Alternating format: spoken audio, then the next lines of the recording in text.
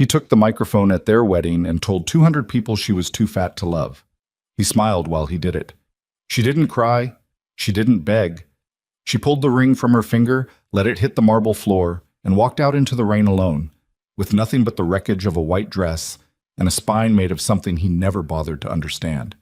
That night, a man more dangerous than anyone in that ballroom opened a car door and offered her something no one ever had: a choice. This is the story of what she did with it. If this story hits you somewhere real, like the video, drop a comment with your city. I want to see how far this one travels. The dress had cost $4,000. Maribel Quince had not wanted to spend $4,000 on a dress. She had argued about it with her mother for 3 weeks, standing in the narrow dressing room of Bridal Atelier Crestwood, while her mother pressed a hand to her mouth and said things like, "You'll regret not doing this right, and this is the one day that matters."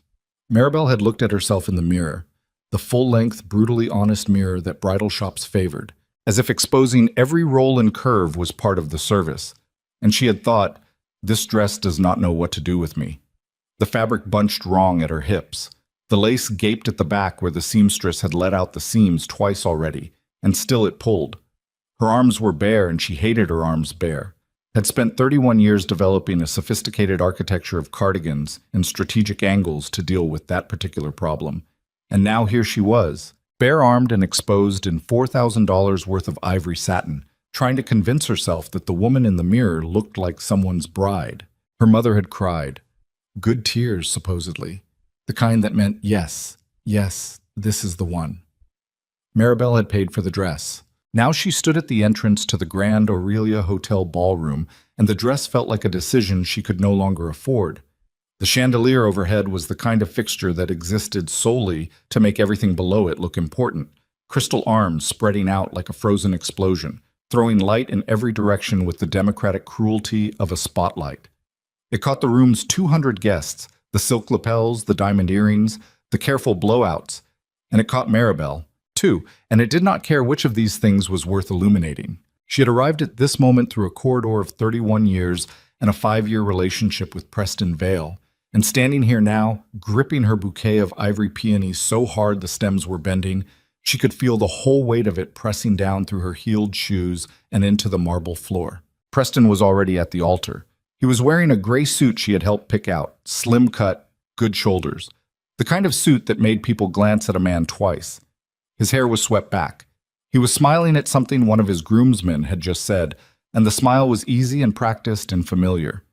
She had watched him produce that smile at 100 dinners, 100 events, the smile of a man who understood how to be seen. She did not know, in that moment, that the smile had nothing to do with her. The string quartet changed their piece. That was the signal. Maribel felt her mother touch her arm and say something she didn't catch.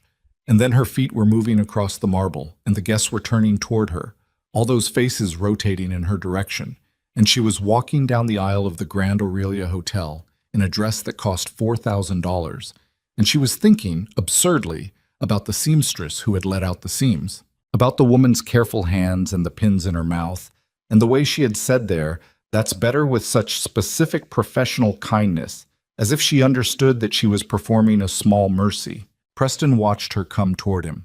She couldn't read his face from this distance. She never entirely could. That was something she had filed away and never fully examined. The fact that after 5 years she still sometimes couldn't tell what he was thinking when he looked at her. She reached the altar. He took her hands. His palms were dry. Hers weren't. The officiant, a man with a white beard and an authoritative posture, opened with the expected words, the language of occasion, of ritual, of this significant day. Maribel listened and tried to be present for it. She was good at that, generally. Being present, showing up. It was something she'd had to build deliberately, the habit of staying in the room when instinct told her to find an exit, and she'd gotten competent at it, if not entirely comfortable. Preston's hands were still dry. She noticed that his eyes had moved off her face, not toward the officiant, not toward the guests, just off. Somewhere to the middle distance, the practiced unfocusing of a man working something out. The officiant reached the point in the ceremony where he asked if anyone had reason to object. And it was the ancient formality, the relic that no one actually used, And Maribel had thought about it before the way you think about the safety instructions on an airplane, dutifully, briefly, without genuine expectation of relevance. Preston cleared his throat. It was a small sound, modest even, apologetic in its way. The officiant paused. Actually, Preston said, I need a moment. I'm sorry. I need to say something. The officiant blinked. The string quartet, sensing something, tapered into silence. Maribel's hands went cold. Preston. Her voice was low. She meant it as a warning. She could hear from somewhere in the back of her skull a sound like something beginning to break. Not dramatic, not sudden, the way glass breaks when a crack has been traveling through it for longer than anyone noticed. He let go of her hands. He actually let go of her hands, and he stepped back a half step, and someone in the audience made a soft sound of confusion. Preston ran a hand through his carefully swept hair and looked at her with an expression she recognized. Finally, relief. He looked relieved. The way a man looks when he has been carrying something heavy for too long and has finally decided to set it down, regardless of where that leaves the thing he was carrying. He reached past her, toward the small table where the event coordinator had placed the ceremony program and the unity candle, and he picked up the cordless microphone that had been placed there for the vows. Maribel understood then. Before he said a word, she understood. I've been trying to figure out how to do this the right way, Preston said into the microphone.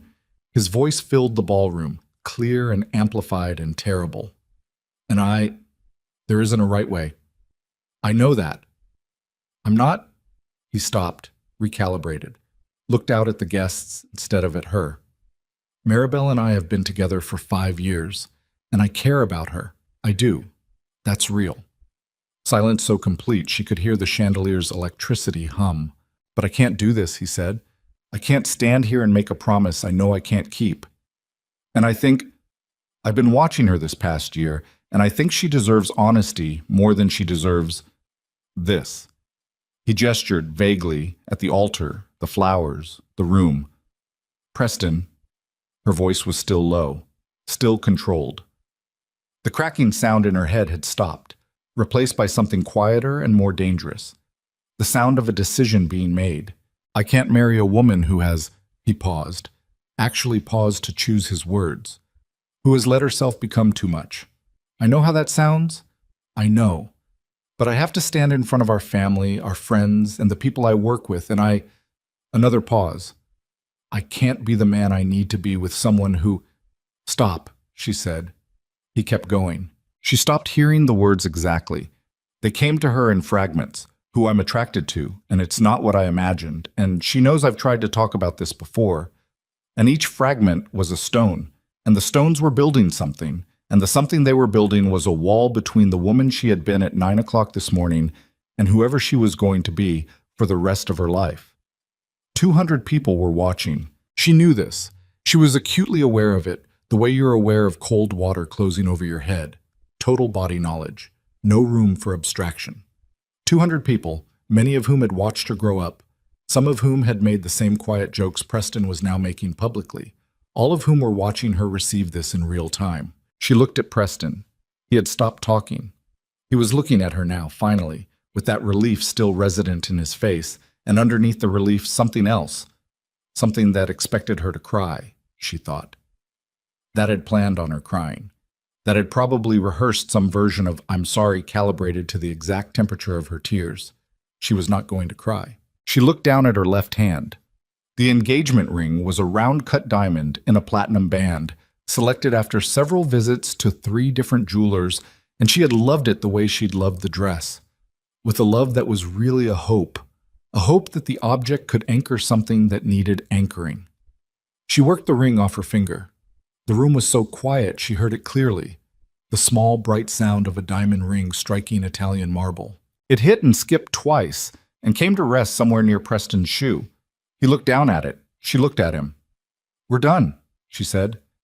Not into a microphone, just at him, at the distance of 2 feet at normal speaking volume. Don't call me. Then she turned and walked back up the aisle. The 200 guests parted, not quickly. There was a beat of frozen stupefaction first, the collective paralysis of people trying to process something outside their prepared categories.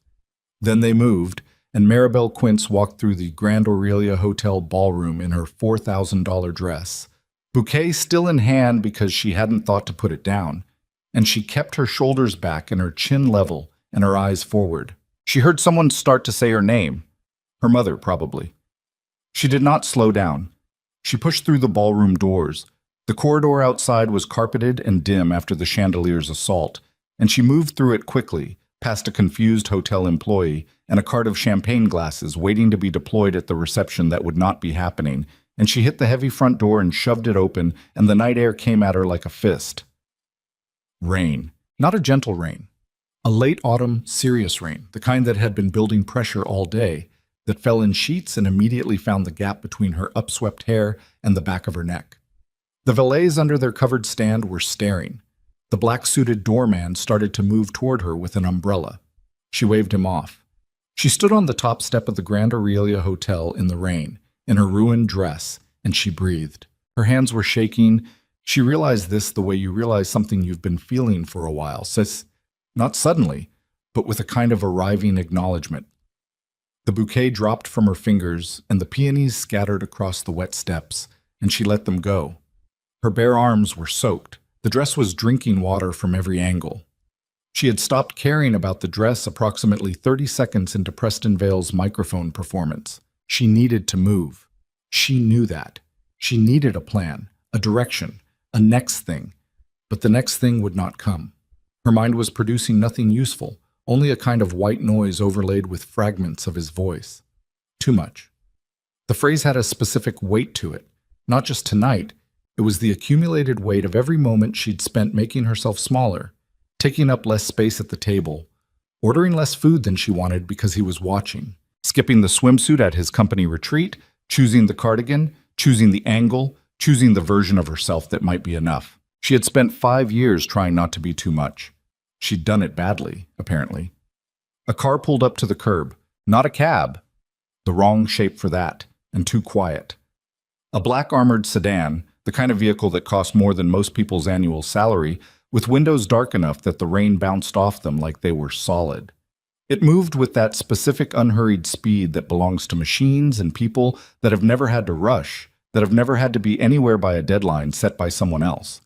It stopped directly in front of her. She stared at it. The driver did not get out. Nobody rushed to open doors. The car simply sat there, engine running, in the rain, as if it had been expecting her. Then the back window descended 4 inches. "You dropped your flowers." The voice that came through the gap was low and uninflected and carried the kind of controlled quality that has to be learned, that is not natural to anyone, but is instead constructed piece by piece over years of deciding exactly how much to show. "You should come out of the rain." She could see almost nothing through the gap. A shape, mostly. A man's face in shadow, the light catching the line of a jaw, the edge of a watchband. "I don't know you," she said. "No," the voice agreed. She looked back at the hotel doors. Through the glass she could see movement. Guests beginning to drift into the corridor, some turning their faces toward the entrance, and there was her mother's silhouette, small and urgent, moving toward the door. The sedan window dropped another inch. "Maribel Quince," the voice said. Not as a question, as a statement of something already known. She turned back to the car. "You know my name. I know a lot of things about the man who just made a speech in there." A pause, long enough to mean something. "Come out of the rain. I'll explain." The hotel doors were opening behind her. She heard her mother's voice, high and carrying. "Maribel, wait, wait." And she heard other voices too, and she could feel the shape of what the next 20 minutes would look like if she stayed, the flooding sympathy and the careful faces, the phone calls that would be made, the way this night would become a story that happened to her, a story about her body and its failures, a story that would follow her into every room she entered for the next decade. She looked at the car. She walked down the steps, stepped over the scattered peonies, and got in. The door closed with the weighted silence of a vault. The interior was black leather and controlled temperature and a quiet so different from the outside noise that it felt almost pressurized. There was a glass of water in the cup holder nearest her. The rain against the windows was immediately remote. He was sitting on the far side of the back seat. She could see him now. Her eyes adjusted, and she took him in the way you take in something you know you should be afraid of, cataloging efficiently. 40, maybe 42. Built less like someone who went to a gym and more like someone whose job had shaped his body over years without his permission.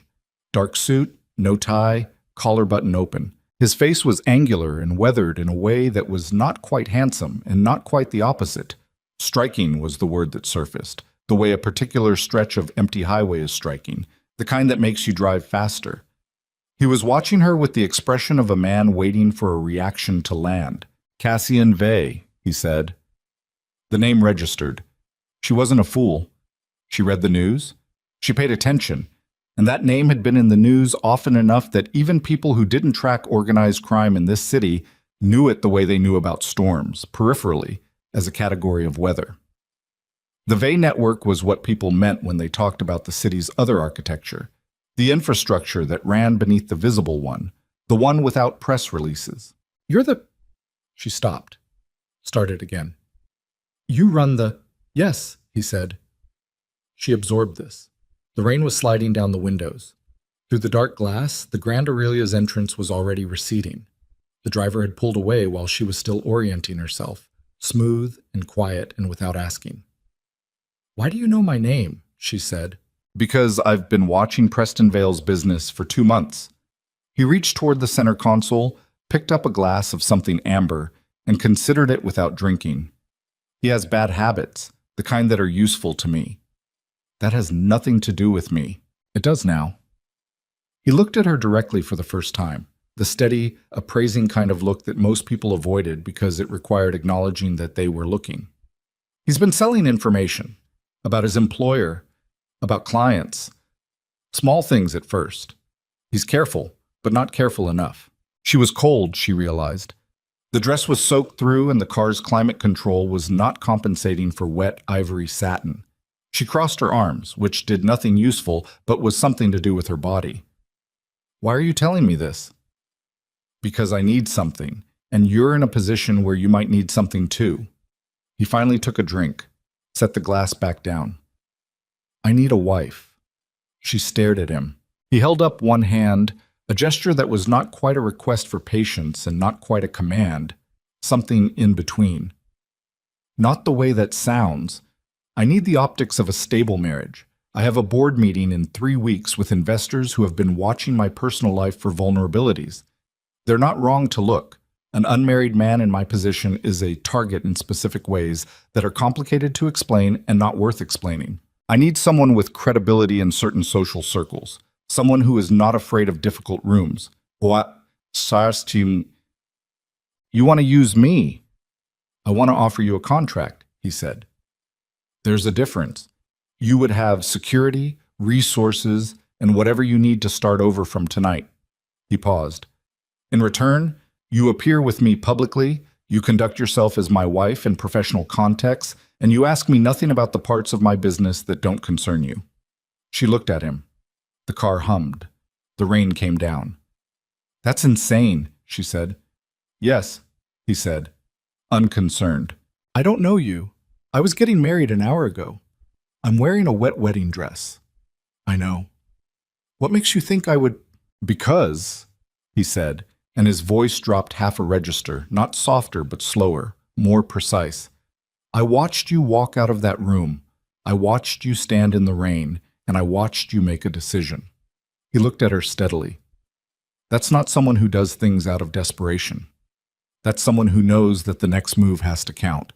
I'm offering you a next move. The car had merged onto the elevated highway now, the city spreading out below in its wet, illuminated grid, and Maribel Quint sat in the back of an armored sedan in a ruined wedding dress and looked at the man who had made her an offer that should have been impossible to consider, and she considered it. Not because she was desperate.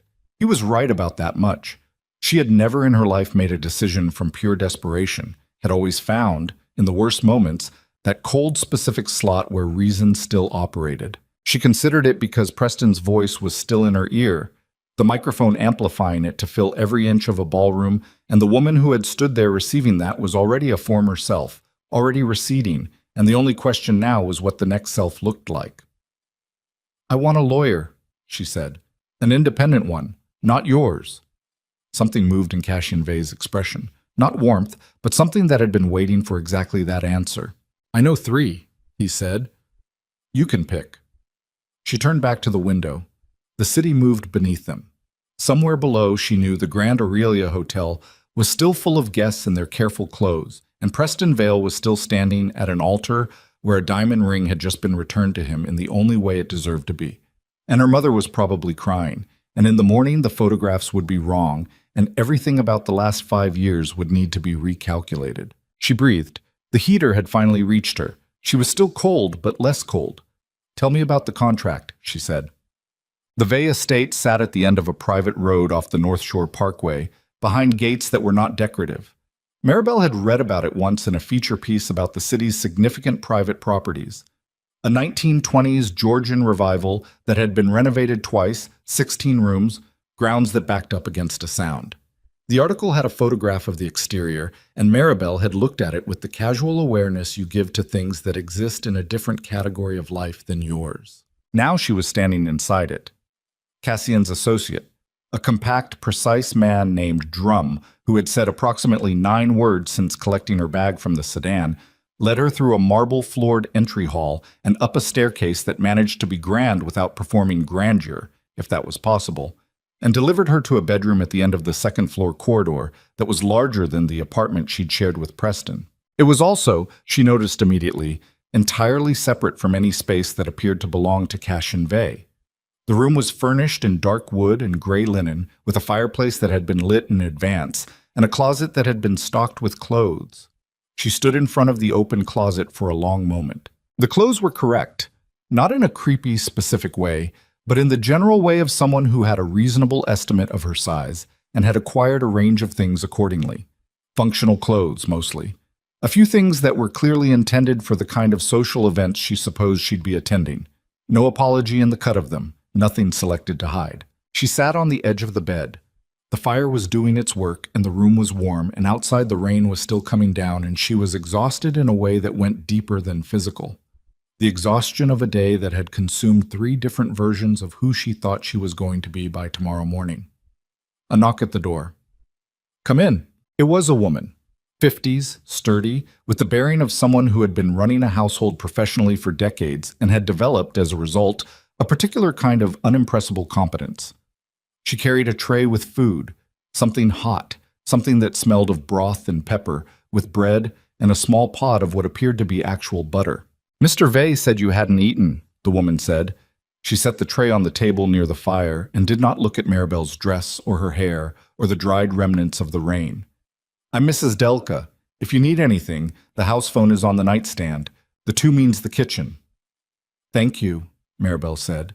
Mrs. Delka nodded once with the brevity of someone who had already moved on to the next task. She paused at the door. He said to tell you that the lawyer, Anita Voss, will be available tomorrow morning. She's independent. You can look her up if you want to verify. She left. Maribel looked at the food.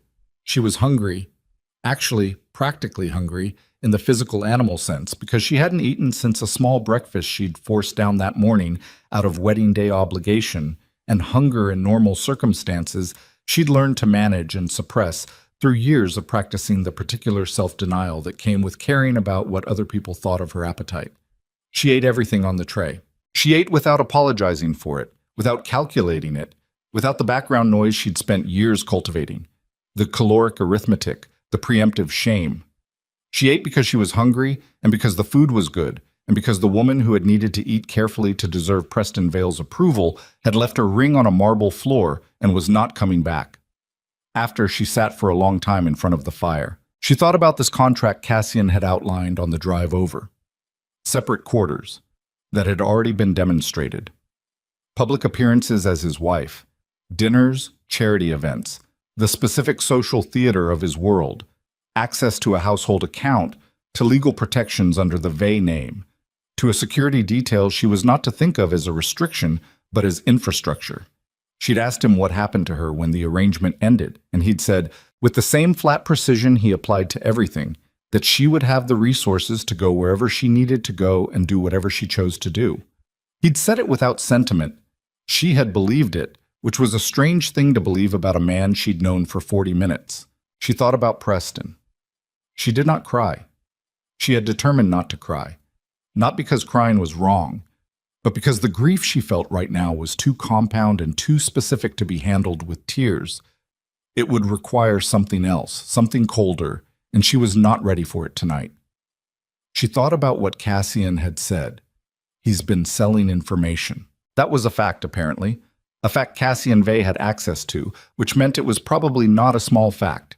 It meant that the man she had been building a life with for 5 years had been doing something that operated well outside the boundaries of whatever she had understood his life to be. She did not know yet what to do with that, but she filed it.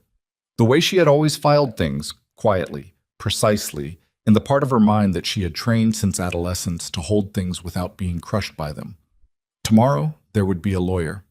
Tomorrow, she would read a contract with her own eyes and tell it where it was inadequate. Tomorrow, she would start to understand what she had actually walked into. Tonight, she put on the warmest clothes she could find in the closet, which turned out to be a dark gray, oversized pullover and thick wool socks. And she sat in the armchair by the fire, and she thought about what Cassian had said when she'd gotten into the car. I watched you make a decision. That was the thing. That was the thing nobody had said to her in years in a way that wasn't conditional. Not, I watched you make a mistake, or I watched you overreact, or I watched you embarrass both of us. Just a decision. A neutral, specific word that put the agency exactly where it belonged. She pulled her knees to her chest in the armchair and looked at the fire. Her name was Maribel Quince, and 6 hours ago she had been standing at the altar of the Grand Aurelia Hotel, believing that the problem was her body. Now she was in the house of the most dangerous man in the city, eating butter without guilt, beginning to think that the problem had never been her body at all. The fire burned down. She did not sleep until almost 4 in the morning, and when she did, she slept without dreaming, which was the first clean sleep she had gotten in longer than she could precisely name. She met Anita Voss at 9 the next morning in a room off the library that served as a small office, with bookshelves built into 2 walls and a window that looked out onto the rain-wet grounds. Anita Voss was 60, compact, and wearing a charcoal blazer with the specific kind of confidence that said she had long since passed the point where she dressed for anyone but herself. She had a briefcase and a legal pad, and she shook Maribel's hand with the grip of someone who had learned early that first impressions were infrastructure. Cassian was not present. He won't be in this room unless you invite him, Anita said before Maribel could ask. He understands that counsel is counsel. Whatever you tell me is not his to know unless you choose to tell him. Maribel sat across from her. Have you worked for him before? No. I know of him, obviously. Anita's expression was professionally neutral. He reached out to me this morning by referral through a colleague of mine. He told me you needed independent review of a contract, that you had no existing legal representation, and that he would pay my fee. I confirmed that the payment arrangement includes no expectations regarding my findings or advice. And you believe that? I verified it in writing. Anita opened her briefcase. So, should we look at what he's offering? The contract was 12 pages. They went through it for 2 hours. Anita was thorough in the way of someone who trusted no one's good intentions when documentation was available. She flagged 2 clauses that needed clarification, pushed back on the language around what constituted a breach of the arrangement from Maribel's side, and rewrote the termination section on her legal pad in language that was, she explained, considerably less ambiguous. Here's what I'll tell you honestly, Anita said, when they were finished going through the document. The terms are not what I'd call generous, but they're also not predatory. The security provisions are genuine. The household account is real money. The exit clause, once we fix this language, gives you a clear out with defined assets. Maribel was looking at the last page. And the personal provisions. Anita nodded. Separate quarters, which he's already demonstrated. No cohabitation expectation, no physical requirements of any kind explicitly stated. The public appearance calendar is capped at, she checked her pad, 8 events per month with reasonable notice required. What does he get out of it? He gets someone into that room with him who has a certain kind of social credibility. Anita paused. He did not elaborate on why that's valuable to him right now, but the timing of the offer, she gave Maribel a careful look. You understand you're not the first option he ever had. I know that, which means he needed someone quickly, and you were available in a specific way, and those two things may or may not be the same as wanting you specifically. She said it plainly, without softness, because Maribel had already demonstrated in the first 15 minutes of their meeting that softness was not what she was looking for. I'm not saying that's a reason to decline. I'm saying go in knowing what the transaction is. Maribel looked out the window. The grounds were beginning to show their shape through the receding rain, a long stretch of dark lawn, old trees still holding their last leaves, the far edge dropping away toward where the sound was. It was unexpectedly beautiful, and she resented that a little, the way beauty shows up uninvited in the worst weeks of your life. "What would you do?" she said. Not as a request for an answer, more as a genuine question, the kind you ask when you're trying to hear what you already know. Anita considered this. "I'd take it. I'd take it with the corrected terms, and I'd keep my eyes open, and I'd remember that I am in this arrangement for specific reasons that are mine, not his." She clicked her pen. "But I'm 60 years old, and I've seen what the alternative looks like when a woman leaves a situation like what you described last night with no resources and no plan." "He told you what happened last night. He told me you'd had a bad day and needed a contract reviewed." Anita's mouth moved in something that was not quite a smile, but adjacent to it. "I looked up the Grand Aurelia event calendar and made my own inferences." Maribel exhaled, looked back at the contract, fixed the termination language, add a clause that I have access to independent counsel at any point for any reason, at his cost. And I wanted explicit that my signature on this document doesn't preclude me from pursuing any independent professional activity. Anita wrote it all down. "Good," she said. "Anything else?" "Yes." Maribel straightened the papers. "If he tries to modify any of these terms unilaterally after signing, I walk, and the exit clause activates in my favor regardless of time frame." Anita wrote that too, with the satisfaction of someone who had just been given the answer to a question she'd been hoping would be asked. "I'll have a revised draft by this afternoon." She found Cassian in the library, at a desk that looked like it had been in the room since the house was built, surrounded by documents that he moved in a specific, deliberate way when she came in, not hiding them exactly, organizing them into a different category of visible. He looked up. She sat in the chair across from his desk without being invited. "Anita is revising several terms," she said. "I'll sign the revised version." He did not say good or as expected or any of the things that would have been condescending. He simply nodded once. "She'll send it to my attorney for execution. I also want to understand something before I sign." He set down his pen. Waiting. "Preston, what he's been selling and to whom and what you're planning to do with it." She held his gaze. "You didn't pull over on a rainy street out of generosity. You need something that involves him, and you need a connection to his world. Tell me what it actually is." He was quiet for 3 seconds. The library was large enough that the quiet had room to settle without being uncomfortable. "Ronan Slate," he said then. She knew the name the same way she knew Cassian's, from the periphery, from the texture of this city's news when it talked about men who operated in the space between the laws it had. Slate ran the south side of a business that competed with whatever Cassian ran, and the competition had been, from what she understood, cold and structural and occasionally violent. "Slate has been using Preston to get inside information about my charitable operations," Cassian said. "Specifically, about the financial structure of a land acquisition I'm making through a foundation." He paused. "If Slate moves first, I lose the acquisition and several associated investments. If I move first, I need documentation of the breach, something that comes from the inside and can't be attributed to me. You want me to get that documentation?" He looked at her. "I thought you might have access to it. To his life, his network, the people who'd tell you things they wouldn't tell an investigator." "I haven't spoken to Preston since last night." "You will," Cassian said. "People like him always reach back. They need to manage the story." He picked up his pen again. "When he does, I need you to remember what I've told you." Maribel was quiet. She thought about 5 years. She thought about the microphone and the marble floor and the word too much in the amplified voice of a man who had spent half a decade eating at her table. She thought about what Anita had said. Go in knowing what the transaction is. "He'll call today," she said. "He always managed things quickly when he was scared of the optics." "Then we'll be ready," Cassian said. She stood. He was already looking back at his documents. "Vey," she said. He looked up. "I'm not doing this because of last night." She let the words sit flat, without apology or performance. "I'm doing this because you're offering something useful, and I intend to make it work for me. Don't mistake me for someone running away from something."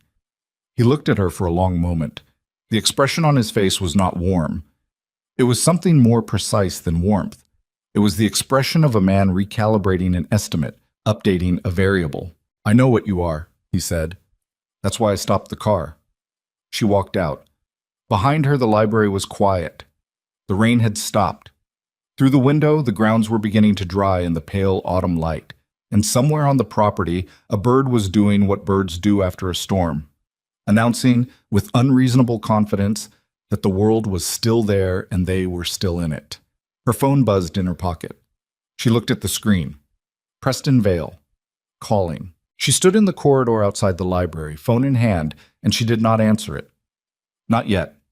She let it ring through to voicemail, because she was not going to enter this conversation at his timing, on his terms, pulled in by his need to manage the story before it could be told without him. She would call back, but first she needed to know exactly what she was going to say. She turned back toward the library. "Vey," she said through the open door. He looked up again. "Tell me everything you know about what Slate needs from him." Her thumb hovered over Preston's name on the screen. "All of it. I want to know what I'm walking into before I take this call." Cassian Vey put down his pen a second time, and for the first time since she had climbed into that car in the rain, the expression on his face was something she could read clearly. Not warmth, not relief, but something specific to this moment, the recognition of a person who was going to be more useful than he'd planned for. He stood. "Close the door," he said. She did. The door clicked shut and the library became a different kind of room. Not smaller, it was still the same 16-foot ceilings and the same floor-to-ceiling shelves packed with books that may or may not have ever been read, the same desk that looked older than the century. But the quality of the air changed, the way air changes in any space when the people inside it have stopped performing casualness and started doing something else. Cassian moved to the window. Not to look out. The grounds were still and offered nothing. It was the movement of a man who thought better in motion, but had learned to keep the motion contained.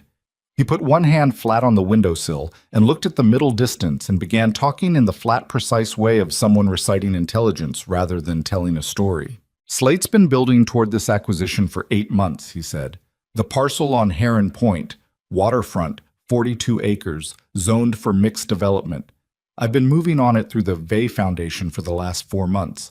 Publicly, it's a conservation purchase. Waterfront preservation, walking trails, the kind of thing that gets a man photographed with a shovel and a hard hat." He paused. "Privately, it has a development covenant attached that activates in 7 years. By then, the zoning will be different, and the value will be 3 times what I'm paying. Bull spectacle. And Slate wants it. Slate wants to stop me from having it." He turned from the window. "There's a difference. This isn't about the land. It's about the signal. If he can intercept this deal, it tells every investor, every family, every person in this city who watches that kind of thing that I can be outmaneuvered." He looked at her directly. "In my world, that signal travels faster than any news story, and it lasts longer." Maribel was standing near the door with her phone still in her hand. Preston's unanswered calls sitting in her voicemail like a small piece of live ammunition. So he found Preston. Slate has people in certain social circles, fundraising circuits, charity boards, the kind of events where men like Preston Vale move because they like to be adjacent to money they didn't earn. A muscle moved in Cassian's jaw. Not anger exactly. Impatience, maybe. The specific impatience of a man who had spent years watching a category of person and had not softened his opinion. Preston was easy. He has debt he hasn't told anyone about.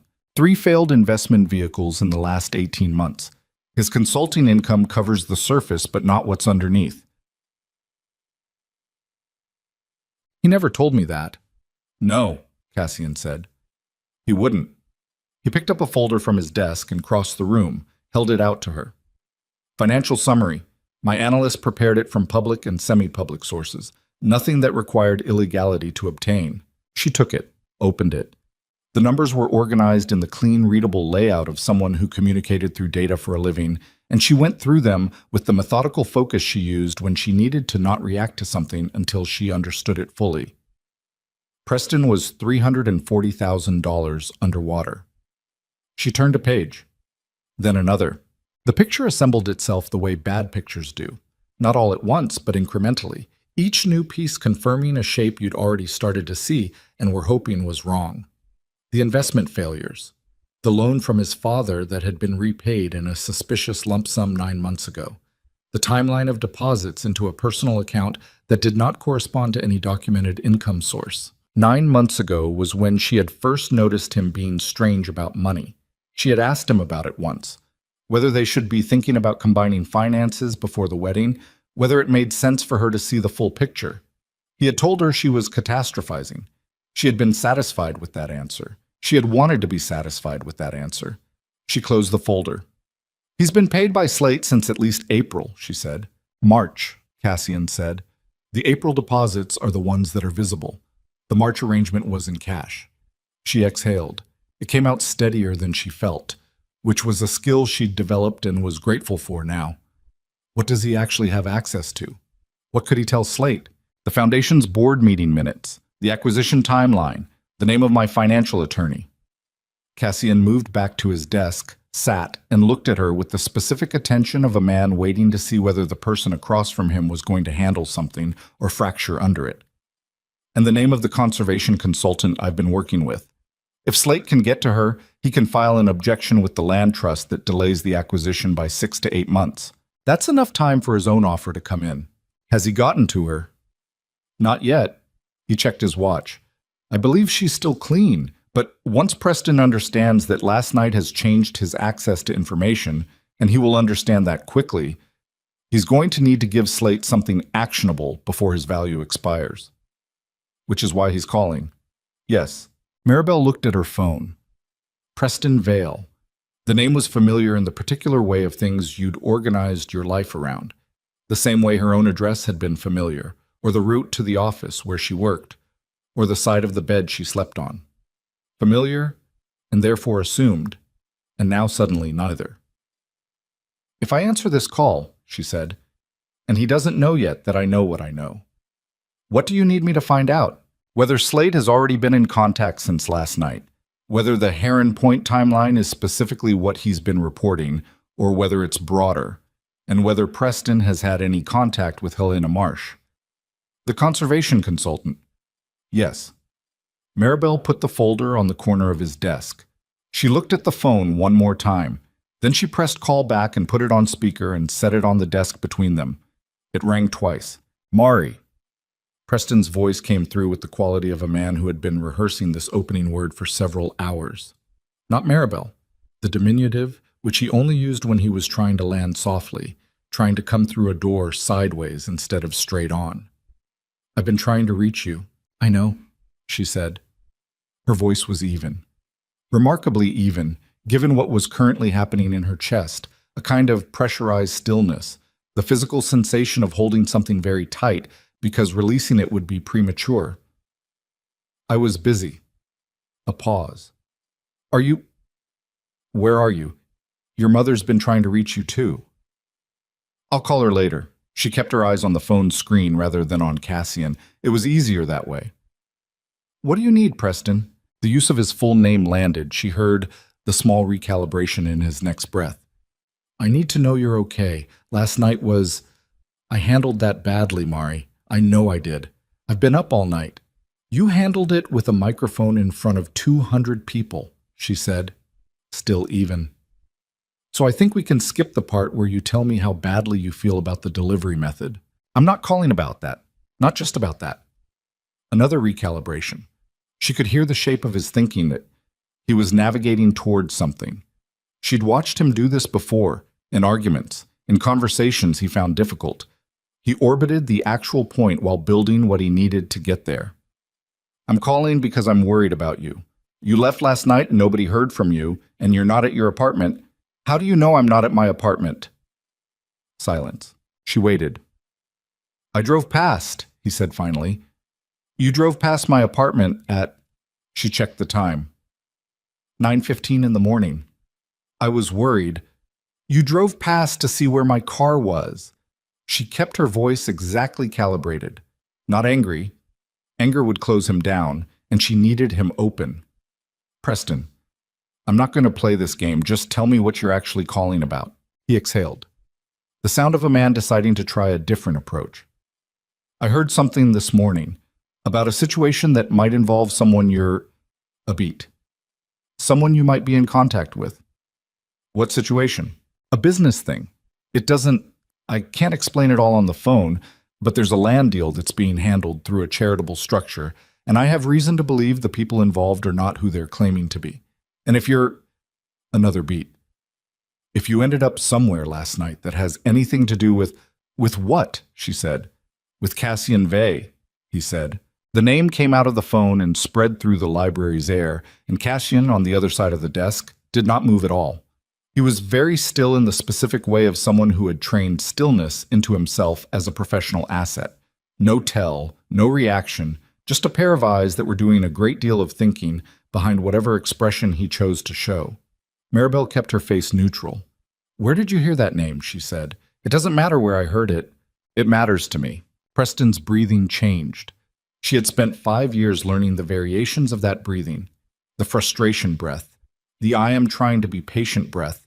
The breath that preceded him saying something he wanted to sound reasonable. This was a new one. Tighter. Someone told me that a woman matching your description left the Aurelia last night in a vehicle registered to the Vey Property Management Company. And I am trying to tell you that that person is not someone you should be around, Mari. He is genuinely dangerous. I'm telling you this because I care about you regardless of what happened last night. A woman matching my description, she said. You mean a fat woman in a wet wedding dress? It's a reasonably specific description, Preston. I'm just confirming. Maribel? His voice shifted again. The sharpness underneath the management, the edge that came through when the management stopped working. I need you to tell me where you are. I need to know you're safe, and there is something happening with that man's business right now that you do not want to be near. I have information. I have specific information that makes your involvement in anything he's doing very dangerous for you. She picked up the phone, took it off speaker, held it to her ear and turned a half step away from the desk. Not because she needed privacy from Cassian, he could hear the room's half of the conversation clearly enough, but because she needed to do something with her body while she completed this. What information? She said. Not on the phone. Then we're done with this call. Maribel? You want to meet? She said. You want to see me and you want to tell me things that will make me feel like I need to leave wherever I am and come back into your orbit. That is what this call is. She could hear her own voice doing something she hadn't planned. It was going colder, slower, a temperature drop of several degrees across each word. I'm going to save us both some time. I know about the debt. I know about the deposits since March. And I know about Ronan's slate. The silence that followed was the loudest sound she'd heard since the ring hitting the marble floor. What did you just say? He said. His voice was very quiet now. The management was completely gone. I said I know about Slate. She kept her voice level, looking at a middle shelf of books she was not reading. So if you want to have a real conversation, call me back when you've decided what that looks like. Don't call back to manage me. Call back when you're ready to be honest. She ended the call. She put the phone on the desk. She stood with her hands braced on the edge of the desk and breathed through what the last 3 minutes had cost her. Not the performance of calm that had come from somewhere trained and deep, and she trusted it, but the specific energy expense of holding herself together while dismantling something she'd built carefully over 5 years. Helena Marsh, she said without looking up. He didn't mention her.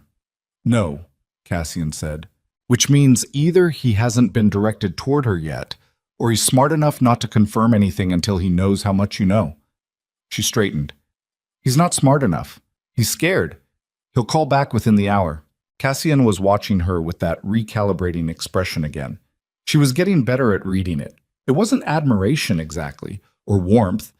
It was something more like the specific attention of a man who had spent years making accurate assessments of people and was currently updating one. You're angry? He said. Yes. You don't sound it. I know. She picked up the folder from the corner of the desk and held it. When I'm very angry, I get quiet. It's a thing about me. It gets worse before it gets better. She looked at him. Don't mistake it for okay. He nodded once, and she believed that nod, which was strange. It was the nod of a man who had received information rather than given reassurance, and it landed differently than reassurance would have. Preston called back in 40 minutes. He was ready to be honest in the specific way of a man who had decided that honesty was now the most strategic available option, which was not the same as actual honesty, but was close enough to be useful. He told her about Slate. He did not tell her everything. She could feel the architecture of what he was withholding, the deliberate gaps that he filled with elaboration on the things he did say, but he confirmed the Heron Point timeline, confirmed that Slate's objective was delay rather than direct acquisition, and confirmed that he had been given a name, a woman connected to the Conservation Trust, and had been asked to make contact. He had not made contact yet. He wanted to make a deal. Not in those words. He would not have used those words about himself in this moment. The vanity of a man who still needed to be the one who operated rather than the one who got operated on. But that was the shape of it. He was trying to trade what he had for a position that left him standing. She told him she'd think about it. She said it with enough warmth, not much, but enough, that he believed she might. After she ended the call, she told Cassian everything. He listened without interrupting, which was a specific kind of discipline she was beginning to understand as characteristic rather than unusual. He did not fill silence with his own reactions. He let the information arrive, and then he sat with it for a moment, and then he said, Helena Marsh needs to know today. Can you reach her? Yes. He was already picking up a different phone, not his personal one, a second one that lived in his desk drawer. He looked at Maribel before he dialed. You handled that well. She looked at him. I know, she said. That's not the hard part. What's the hard part? Figuring out what to do about the fact that he didn't just sell your information. She held the folder, felt its weight, which was more than paper. He sold it specifically to set something in motion that would, if it worked, if Slate got the delay and your deal collapsed, the fallout would have circled back to the Foundation's donors. You have individual donors on that conservation board. He was still. I pulled up the Foundation's public filing last night, she said. There are 11 individual major donors listed. 3 of them are women who have used your Foundation's domestic legal assistance program. She set the folder down. If the acquisition collapses and the Foundation's finances get scrutinized as part of any legal challenge Slate files, those women's involvement in the assistance program becomes part of the public record in the proceedings. The room was very quiet. Slate knows that, she said. That's the actual weapon, not the land. The land is the surface. Underneath it, he's got a mechanism that exposes 3 women who trusted a private program to stay private. She looked at Cassian, and for the first time she saw something move through his face that was not professional or calibrated, something that came from somewhere older and more personal, a specific kind of pain that arrived quickly and then was controlled with visible effort. You knew about the domestic assistance program risk. Yes, he said. It came out different from his other words, lower. Preston didn't figure that out on his own. She kept her voice level. Someone told him where to look, or Slate's people did, which means someone on the inside of the Foundation gave Slate enough to know that those women existed in that program. Cassian set the second phone down on the desk without dialing. His face had gone very still in a way that was different from his usual stillness. Not controlled, but locked. The expression of someone absorbing something they had not allowed themselves to fully believe until this moment. There's someone on your board, she said. He didn't confirm it immediately. He didn't need to. The confirmation was in the locked stillness and the way his jaw was working and the fact that he had stopped dialing Helena Marsh's number. How long have you suspected? She said. 6 weeks, he said. Who? He looked at her. That is not something I'm going to... If you don't tell me who you suspect, I can't help you rule it out, or in. She picked up the folder again, held it. You brought me into this. You can't bring me halfway in and then decide where the walls are. Another long silence, the kind that had a decision in it. Warren Lyle, he said finally. Foundation vice chair. 15-year relationship.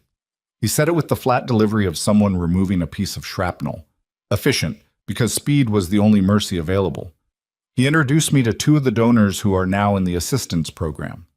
The weight of that sat in the room. If he's the one, she said, and Slate already has what he needs from him, then the call to Helena is a warning that comes too late. His voice had gone somewhere she hadn't heard it go yet. Not cold, not measured, but stripped of the professional layer entirely for one word and then rebuilt. I know. She watched him. He was looking at the desk, at nothing in particular on the desk. She had been reading him for less than 24 hours, and she already knew this look. Not the calculating distance, not the deliberate stillness, but the look of a man who was carrying something that he had learned not to put down, because putting it down, even once, had cost him more than carrying it ever had. His dead sister was in this room right now, she understood. Not literally, not in any way she could name or prove, but she understood it the way you understand certain things about people, not from what they say, but from what they protect. The domestic assistance program, the women who had used it, the specific personal nature of that protection. She did not say anything about it. Call Helena, she said instead. Now, not in an hour. Whatever Slate knows, she needs to know that someone might be coming. He picked up the phone. She turned toward the door to give him the room, and because she needed 30 seconds outside of it, 30 seconds in the corridor with the old carpet and the quiet, where she could breathe without the weight of the last hour pressing down on every exhale. She was standing in the corridor, one hand on the wall, head down, doing exactly that, just breathing. When Drum appeared at the far end of the corridor, walking fast. Drum never walked fast. She turned. His face was carrying something. She read it before he spoke, not alarm exactly, because she suspected Drum had trained alarm out of his face years ago, but the compact, deliberate tightness of a man delivering information that changes the situation. There's something you need to see, he said. She looked back at the library door. He's on a call. This is for you, Drum said. Not him. He looked at her steadily. You specifically. She felt something shift in her chest. Not fear.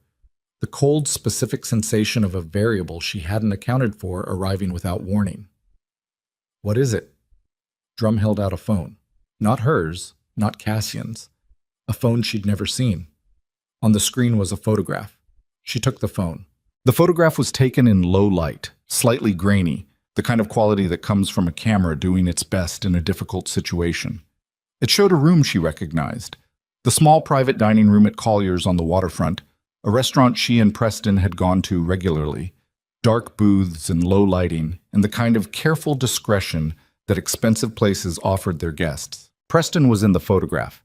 He was sitting across a table from a man she didn't recognize. Thick-set, late 50s, a face that was not memorable in any specific feature, but was memorable in its entirety for the specific quality of its watchfulness. The man's hands were on the table, and between them, partially visible, was a document. She zoomed in. The document had a header she could make out in 3 words before the resolution failed. Vey Foundation Beneficiary. The photograph had a timestamp in the bottom right corner. Last night. 11:47 p.m. While she had been sitting in an armchair in this house, eating everything on a dinner tray and beginning to believe she had made the right decision, her thumb moved to the next photograph. In the second photograph, Preston was handing the document across the table. In the third photograph, the man she didn't recognize was looking at the document, and Preston was looking directly at the camera. Not because he knew it was there, she could tell that, but because he'd happened to look up at the wrong moment. And his face in that photograph was doing something she recognized from years of watching him, from the specific catalog she had built of his expressions across 5 years of shared proximity. He was relieved, the same relief that had been in his face at the altar, the same relief of a man setting down something heavy without caring about what the thing lands on. She lowered the phone. Down the corridor, through the library door, she could hear Cassian's voice, low, controlled, the voice of someone delivering an urgent message with deliberate calm. Helena Marsh's call. Still in time, maybe. Maybe not. She looked at the photograph one more time. Then she looked at Drum. Who took these, she said. We had eyes on Vale since last night, Drum said. Standard surveillance when a situation is active. The analyst flagged these 40 minutes ago. He paused. The man across the table from him is not Slate. Then who is he? Drum's expression didn't change. His name is Gareth Cowell. He's Warren Lyle's attorney. The corridor was very quiet. Warren Lyle, Foundation Vice Chair, 15-year relationship. The man Cassian had named 12 minutes ago with the particular delivery of someone removing shrapnel. She understood the shape of it now. Not all the details, not the full architecture, but the shape. Preston hadn't been working for Slate directly. He'd been working for Lyle, who was working with Slate, which meant the breach wasn't a rival organization finding a useful weak point from the outside. It was an inside mechanism, a constructed vulnerability, someone who had been in the room for 15 years and had chosen his moment. And the photographs, taken 40 minutes ago, sent to Drum's phone, routed to her specifically, meant that someone wanted her to have this information before Cassian did. She looked at Drum. Why me? Why not take this directly to him? Drum met her eyes. Because the analyst who flagged it works for me, he said. Not Vey directly, and because... He stopped. Chose something. Because the analyst's first loyalty is to the Foundation's program, the women in it. He looked at her steadily. And because you were the one in that room 30 minutes ago who understood what the actual weapon was. Before he did. The library door opened. Cassian came into the corridor. He read the room immediately. Her face, Drum's posture, the phone in her hand, and his eyes went directly to the phone. Helena Marsh has already been contacted, he said, by someone she didn't know, 2 hours ago. His voice was completely flat. She's out. Maribel held out the phone. He took it, looked at the photographs. She watched him go through them with the same catalog reading efficiency she'd used, and she watched his face do the thing it had done in the library when she'd named the Domestic Assistance Program. The fast arrival of something old and personal, and the fast control of it. He got to the third photograph, the one of Preston looking up. He lowered the phone. Lyle, he said. Yes, she said. He was very still. The corridor felt smaller than it was. How long have you... Drum brought it to me 4 minutes ago. She kept her voice even. I'm telling you now. He looked at her. There was something in the look that she recognized from 24 hours of reading this man's face. Not the recalibrating expression, not the professional assessment. This was something that did not have a professional category. It was the look of a man who had been operating in a world where information was leverage and trust was a liability, and who had just been handed something that did not compute within that framework. Someone had brought information to her first, and she had brought it to him immediately. I need to know, he said, what you know about Lyle's attorney. Nothing yet, she said, but I can find out. How? She thought about it for 3 seconds. Gareth Cowell. If he's Lyle's attorney of record, he has professional exposure in this. He handed a Foundation beneficiary document to a person who then transmitted it to someone with a competing financial interest in the Foundation's primary asset. She held Cassian's gaze. That's not just a betrayal, that's a crime. And the crime has a witness list. Cassian looked at her. Preston, she said, is the witness list. The corridor was very quiet again. Outside, somewhere in the distance, a car was coming up the private road. She could hear the tires on the wet gravel, slow and deliberate. She didn't know whose car it was yet. From the change in Drum's posture, she guessed it was expected. But Cassian wasn't looking toward the sound. He was still looking at her. You understand, he said slowly, that if we use Preston as the documentation for Lyle's breach, if we make him the witness, then we need him cooperative. And to get him cooperative, he needs to believe he has something to gain. Yes, she said, and the only person he'll believe that from right now is me, she said. I know. She looked down the corridor toward the window at the far end, where the wet driveway was visible and the approaching car was coming into view. A vehicle she didn't recognize. 2 men in the front seat. I need you to understand something, Cassian said. He said it quietly, in the stripped voice he'd used when he said, I know about Helena Marsh, the one without the professional layer. If you do this, if you go back to Preston and bring him in, you are not a bystander in this anymore. Whatever happens after, you are in it. She turned back to him. She thought about the ring on the marble floor, about the folder with $340,000 of debt, about the women in the assistance program whose names were in a document that had crossed a restaurant table at 11:47 last night, about the word too much amplified through a microphone in a ballroom. I was never going to be a bystander, she said. That was never the option you were actually offering me. He looked at her for a long moment. The car stopped in the driveway. The front door of the house opened, and Mrs. Delka's voice came from the entry hall, greeting someone with the specific tone of a woman who had been notified of an arrival she did not entirely welcome. "Who's here?" Maribel said. Cassian's expression changed, and in that change, in the very specific, very controlled tightening of his face around something he had not planned for, she understood that whoever was walking through the front door of this house right now was someone neither of them was ready for. "Stay in the corridor," he said, moving past her. She did not stay in the corridor.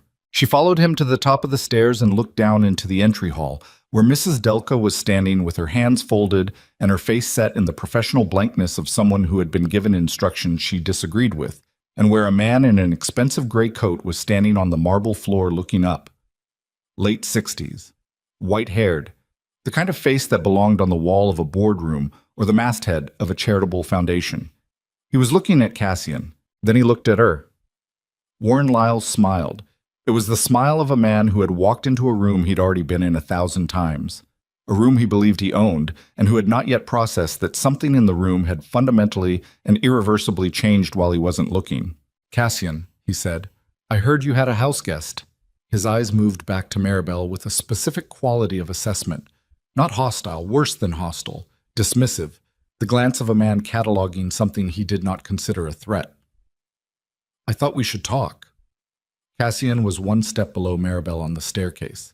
She could feel him deciding something. She put her hand on the banister and came down one step so that she was standing level with him, and they were both visible from the entry hall, both at the top of the staircase, looking down at Warren Lyle and his expensive coat and his smile that did not know yet what was standing above it.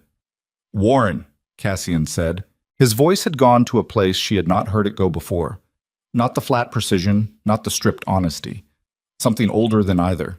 The voice of a man who had trusted someone for 15 years and was now looking at the specific shape of what that trust had cost him. "We'll talk," he said. Warren Lyle was still smiling.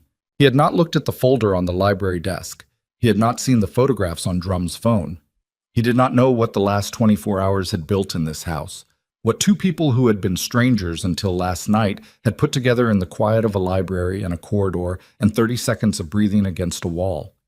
He was still smiling, and standing on the staircase above him, Maribel Quince, who had come here in a ruined dress with nothing but cold clarity and a spine that Preston Vale had spent 5 years trying to bend, understood that Warren Lyle was about to make the last mistake that a man makes when he walks into a room still believing he controls it. He had not looked at her. He should have looked at her. Warren Lyle had the kind of stillness that came from decades of sitting at tables where other men were louder. He stood in the entry hall with his coat still on and his hands loose at his sides, and he looked up at the two of them on the staircase with the patient expression of a man who had learned that waiting cost nothing and revealed everything. He did not fill the silence. He let it sit there, which was itself a move. The move of someone who understood that whoever spoke first in a room like this was already behind. Cassian came down the stairs. Maribel stayed where she was, one hand on the banister, 2 steps from the bottom, because she understood instinctively that her position, elevated, visible, present, was information. She was not background. She was not a house guest to be managed around. She was going to stand exactly where she was and let Warren Lyle decide what to do with that. He decided to ignore her. "You should have called," Cassian said. He reached the entry hall floor and stopped at a distance that was not casual. 6 feet. The distance of a conversation that both parties understood was not social. "I don't do unannounced." "I know." Lyle looked around the entry hall with the proprietary ease of a man taking inventory of something he considered his. "I've been calling since this morning. You weren't picking up." "I was busy." "I know that too." Lyle's eyes moved briefly back up to Maribel. Eventful night for everyone, apparently. He said it the way men like him said things about women they'd decided weren't worth full sentences. Abbreviated, slightly amused, designed to communicate that she was a footnote in a conversation between the people who actually mattered. Maribel watched him do it and filed it. "Library," Cassian said. Not a suggestion. Lyle moved toward the library with the ease of a man who'd walked that route before, and Cassian fell in beside him, and Maribel came down the last two stairs and followed them both. Because nobody had told her not to, and she had decided sometime in the last 12 hours that she was done operating on the assumption that she needed permission to be in a room. Lyle noticed her following. He glanced back once. He did not say anything, which was its own kind of statement. The statement of a man who had decided she was Cassian's problem to manage, not his. In the library, Cassian did not sit. He stood near the desk with his arms at his sides, and Lyle took the chair across from it. Maribel's chair from that morning, she noticed. The chair where she had sat with Anita Voss going through 12 pages of contract language, and settled into it with the ease of a man settling into something familiar. Maribel stood near the bookshelf, not behind Cassian, to the side where she had a clear line of sight to both of them. "I heard about Helen Marsh," Lyle said. He said it first, which was its own move, preempting, establishing that he already knew, already had a position relative to the information. "Unfortunate. Someone got to her before we could warn her," Cassian said. "These things happen when a situation moves quickly." Lyle pressed his fingers together in his lap.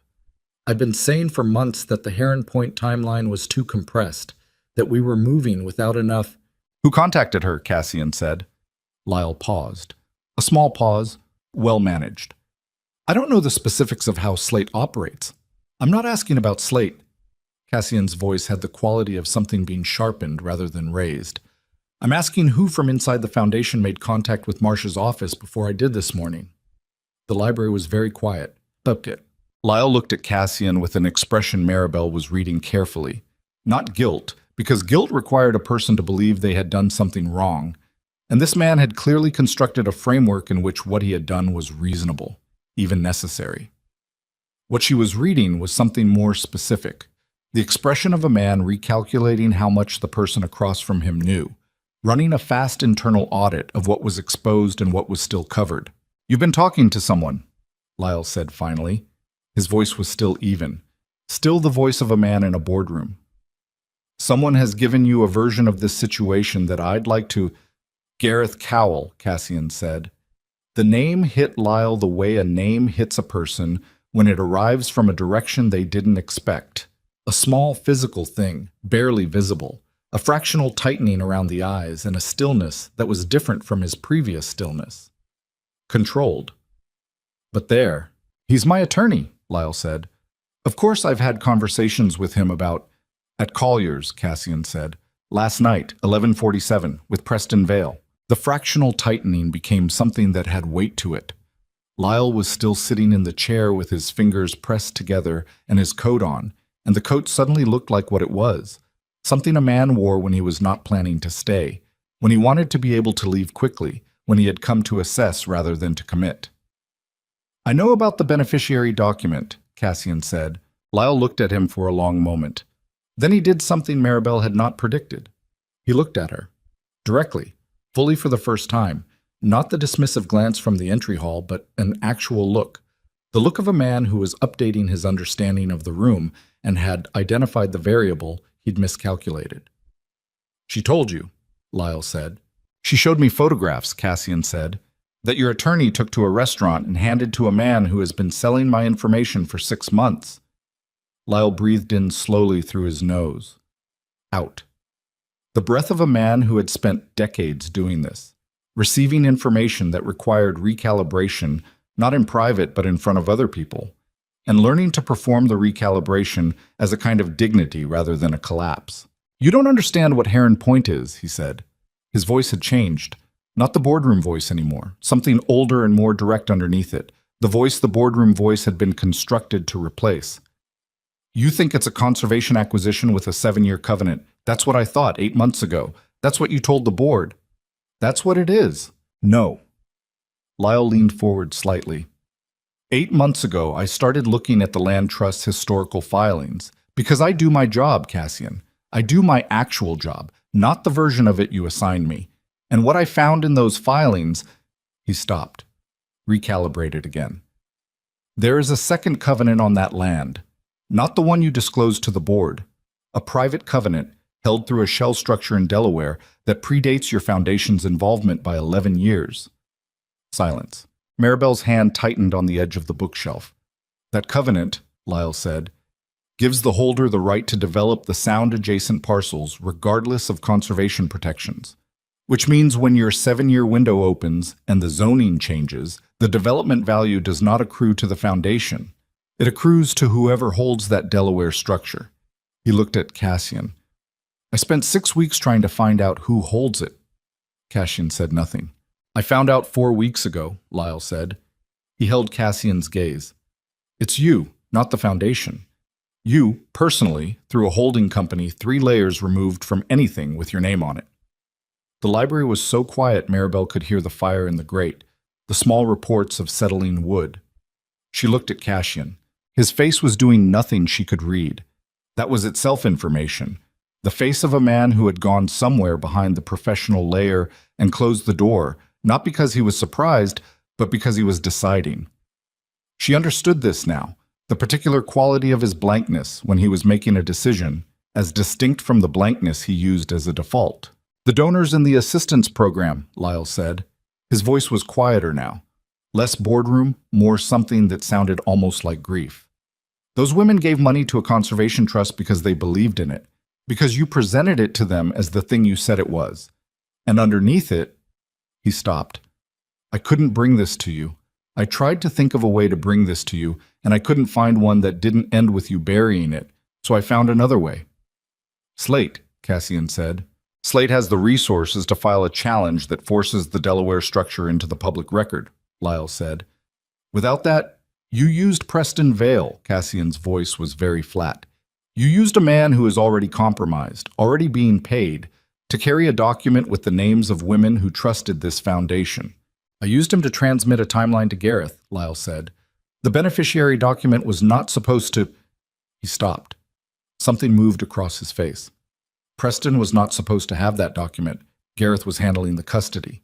If Preston obtained it separately, he obtained it from your office, Maribel said. Both men looked at her. She had not spoken since the entry hall, and she felt the shift in the room when her voice arrived.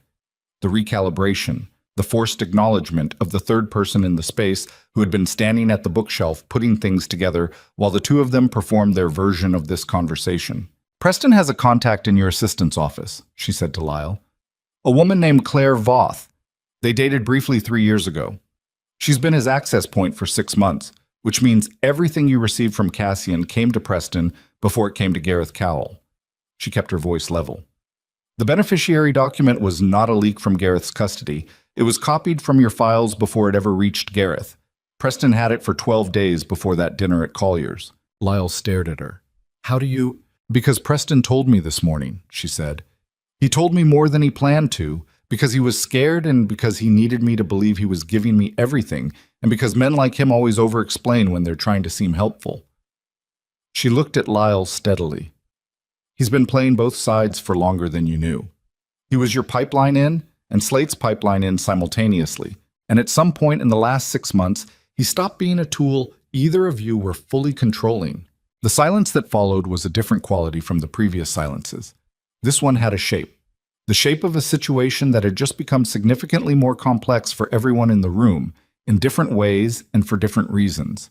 And none of those reasons were comfortable. Lyle sat back. For the first time since he'd walked through the front door, he looked something other than managed. He looked old. Not in the physical sense. He was still the same white-haired man in the expensive coat, but in the way a person looks old when the architecture they've been standing inside of starts to show its cracks all at once. The Delaware structure, Maribel said. She turned to Cassian. She made herself look at him directly. Is it what he said? Cassian was very still. Is there a second covenant, she said, in your name? He looked at her, and in that look, in the specific quality of it, the way he was holding her gaze with something that was not quite the professional blankness and not quite anything she had a category for, she got her answer before he gave it. It's more complicated than he's framed it, Cassian said. That's not a no, she said. No, he said. It's not. She breathed. Once. The breath of someone who has just received confirmation of something they were hoping was wrong and had been preparing in the back of their mind for the possibility that it wasn't. She thought about Anita Voss, about 12 pages of contract language and the specific care they had taken with the termination clause. About the independent counsel provision she had insisted on, about the way she had sat across from Cassian Vey in this room that morning and decided, not from desperation, she had been very clear about that, not from desperation, that this was a move worth making. She thought about the women in the assistance program. 3 names in a foundation filing, connected to a land acquisition that was not what it had been presented to be, connected to a shell structure 3 layers removed from a man who had opened a car door in the rain and offered her a transaction. She thought about the word he had used, transaction. She had thought, over the last 24 hours, that she was beginning to understand what the transaction actually was.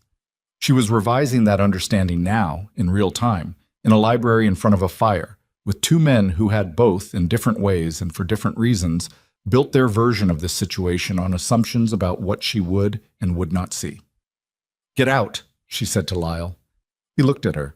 "This conversation is done," she said. "Whatever you came here to do, whatever version of this you thought you were going to manage, it's done. Go back to your attorney and tell him that the photographs from Collier's are already in circulation and that cooperating is his only available option." She held his gaze. "I'll be calling him myself this afternoon." Lyle looked at Cassian. "She's right," Cassian said. His voice was quiet. Lyle stood. He buttoned his coat. He did it slowly, with the deliberateness of a man performing dignity because it was the only currency he had left in this room, and he walked to the library door and paused with his hand on the frame. "The women in that program," he said. To Cassian, not to her. "I want you to know that was not the intention." Cassian said nothing. Lyle left. The front door closed. The sound of his car on the gravel came through the window and then receded. And then the estate was quiet again, with the specific quiet of a space that has just had something significant leave it. Maribel stood at the bookshelf. She did not turn around immediately. She looked at the books on the shelf in front of her. Old spines, mostly. The kind of books that accumulate in a house over generations rather than being purchased deliberately. And she breathed, and she did what she had learned to do with things that needed to be handled before they could be felt. She handled it first. "The Delaware structure," she said. Walk me through it." "Maribel, walk me through it," she said again. She turned around. "I'm not doing this emotionally. I'm not going to have a reaction before I understand what I'm having a reaction to. So explain it." Cassian looked at her for a moment. Then he moved to the desk, pulled open the bottom drawer, and removed a folder she hadn't seen before, thicker than the one she'd held this morning, worn at the edges. He set it on the desk. "Sit down," he said. She sat in the chair Lyle had just vacated. It was still warm. She ignored that. He sat across from her and opened the folder. The structure was not simple. She had expected it not to be simple because nothing about this man was simple. And the older she was getting by the hour, the more she understood that simplicity in this world was either performance or naivety, and he was neither. The Delaware Holding Company was real. The personal covenant was real. But the picture Lyle had drawn of a man secretly redirecting foundation assets to personal profit through a concealed legal mechanism was, she could see as she went through the documentation, incomplete. The covenant had been structured to protect the development rights from a specific scenario, a hostile acquisition by a competitor who had tried, 11 years ago, to gain control of the Heron Point parcel and use it as leverage against the Vey Network's legitimate real estate operations. The shell structure had been the defensive mechanism. Over 11 years, it had been maintained because the threat it defended against had never fully disappeared. The Foundation's involvement had come later. The conservation acquisition was genuine, or had been, when it was designed. The 7-year covenant was real. The charitable mission was real. And the shell structure had never been dissolved. "You intended to dissolve it," she said. She looked up from the documents. "Before the acquisition closed." He met her eyes. "Yes." "But you hadn't yet." "No." "Because Lyle started moving before you expected him to." "Because I didn't know Lyle was moving at all," he said. The stripped voice again. No professional layer, no management, just the flat weight of something he wasn't going to decorate. "I found out 6 weeks ago that there was a breach. I did not know the breach was Lyle until this morning." She looked at him. She thought about what Drum had said in the corridor. "The analyst who flagged it works for me." Not Vey directly. She thought about the photographs being routed to her specifically before they went to Cassian. She thought about the analyst's first loyalty being to the Foundation's program. And she thought about the specific timing of things. Lyle walking through the front door exactly when the photographs had arrived, exactly when the library conversation had happened, exactly when she and Cassian had been in the same room, understanding the shape of this together. She thought about the car door in the rain. "Why me?" she said. He looked at her. "I keep coming back to it," she said. "You said you watched me at a fundraiser. You said you needed a wife quickly. You said the optics—" She stopped. "None of that is the real reason." She held his gaze. "Tell me the real reason." The fire in the grate was burning lower. Outside the window, the grounds had gone from pale autumn light to the flat gray of late morning, and the sound was visible in the distance, dark and cold, and the whole place had the quality of a painting that was beautiful in a way that was not designed to comfort anyone. "I needed someone Lyle wouldn't suspect," Cassian said. She was still. "He's been watching my operations for 8 months. He knows my network. He knows Drum. He knows my attorneys. He knows every person in my professional infrastructure." He looked at her with the expression that was not warmth, but was something.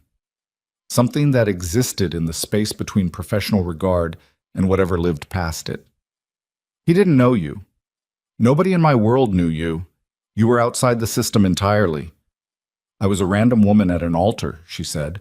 "You were a specific woman at an altar," he said, "who I had seen 6 weeks before that, at the Whitmore Foundation dinner, standing alone while people who didn't deserve to be in the same room with you made themselves feel better at your expense. Who didn't leave. Who stayed and did what she came to do and didn't give them the satisfaction." He paused. "And who had a direct connection to Preston Vale." The room tilted slightly. Not physically, but something in her orientation to this conversation shifted, the way a familiar room looks different when you realize you've been standing at the wrong angle to see the whole of it. "You knew about Preston before the wedding," she said. "I knew he was a breach vector," Cassian said. "I knew he had access to people and information he shouldn't have. I did not know how deep it went." He looked at her directly. "I did not engineer last night. I want to be clear about that. What happened at the Aurelia was not—" "But you were there," she said. "You were outside." "I had a meeting at the hotel earlier in the evening. When I saw the scene developing," he stopped. "I made a decision." She was quiet. She was looking at him, and she was very quiet. And in the quiet, she was running back through the last 24 hours with this new information applied to it. The way you run a correction through a calculation and watch all the subsequent numbers change. The car in the rain. The contract offered immediately, fully formed, with a lawyer's name already ready. The clothes in the closet, the right sizes, no apology in the cut. Prepared. Not for her specifically, but prepared for the possibility of her. "The contract," she said. "The terms. The independent counsel." "Yes." "You expected me to negotiate." "I expected you to be exactly who you were," he said, which was someone who would not accept terms that left her exposed. She breathed. She was angry. She was aware of the anger moving through her. Not the cold, controlled variety she'd used on the phone with Preston, but something warmer and less managed. The anger of a person who has been accurate in their self-assessment and has just discovered that someone else was also accurate in their assessment of them, and that this second accuracy had been operational before she even knew she was a variable.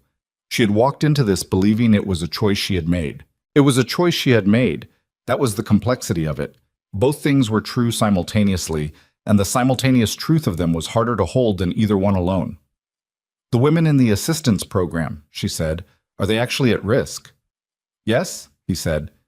"If Lyle files through Slate and the Delaware structure comes into discovery, yes. Their involvement in the program becomes part of the record."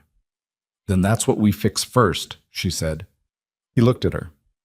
"Maribel, I'm not done being angry," she said. "I'm going to be angry about this for a considerable amount of time, and when I'm ready to do that fully, I will do it fully, and you will not enjoy it." She held his gaze. "But those women are real, and they are in danger, and you built the thing that endangered them, and I am inside it now, which means I am going to help you fix it, because it is the right thing to do. Not for you, for them." He was looking at her. "After that," she said, "you and I are going to have a very different conversation about what this arrangement actually is." "I know," he said. "Good."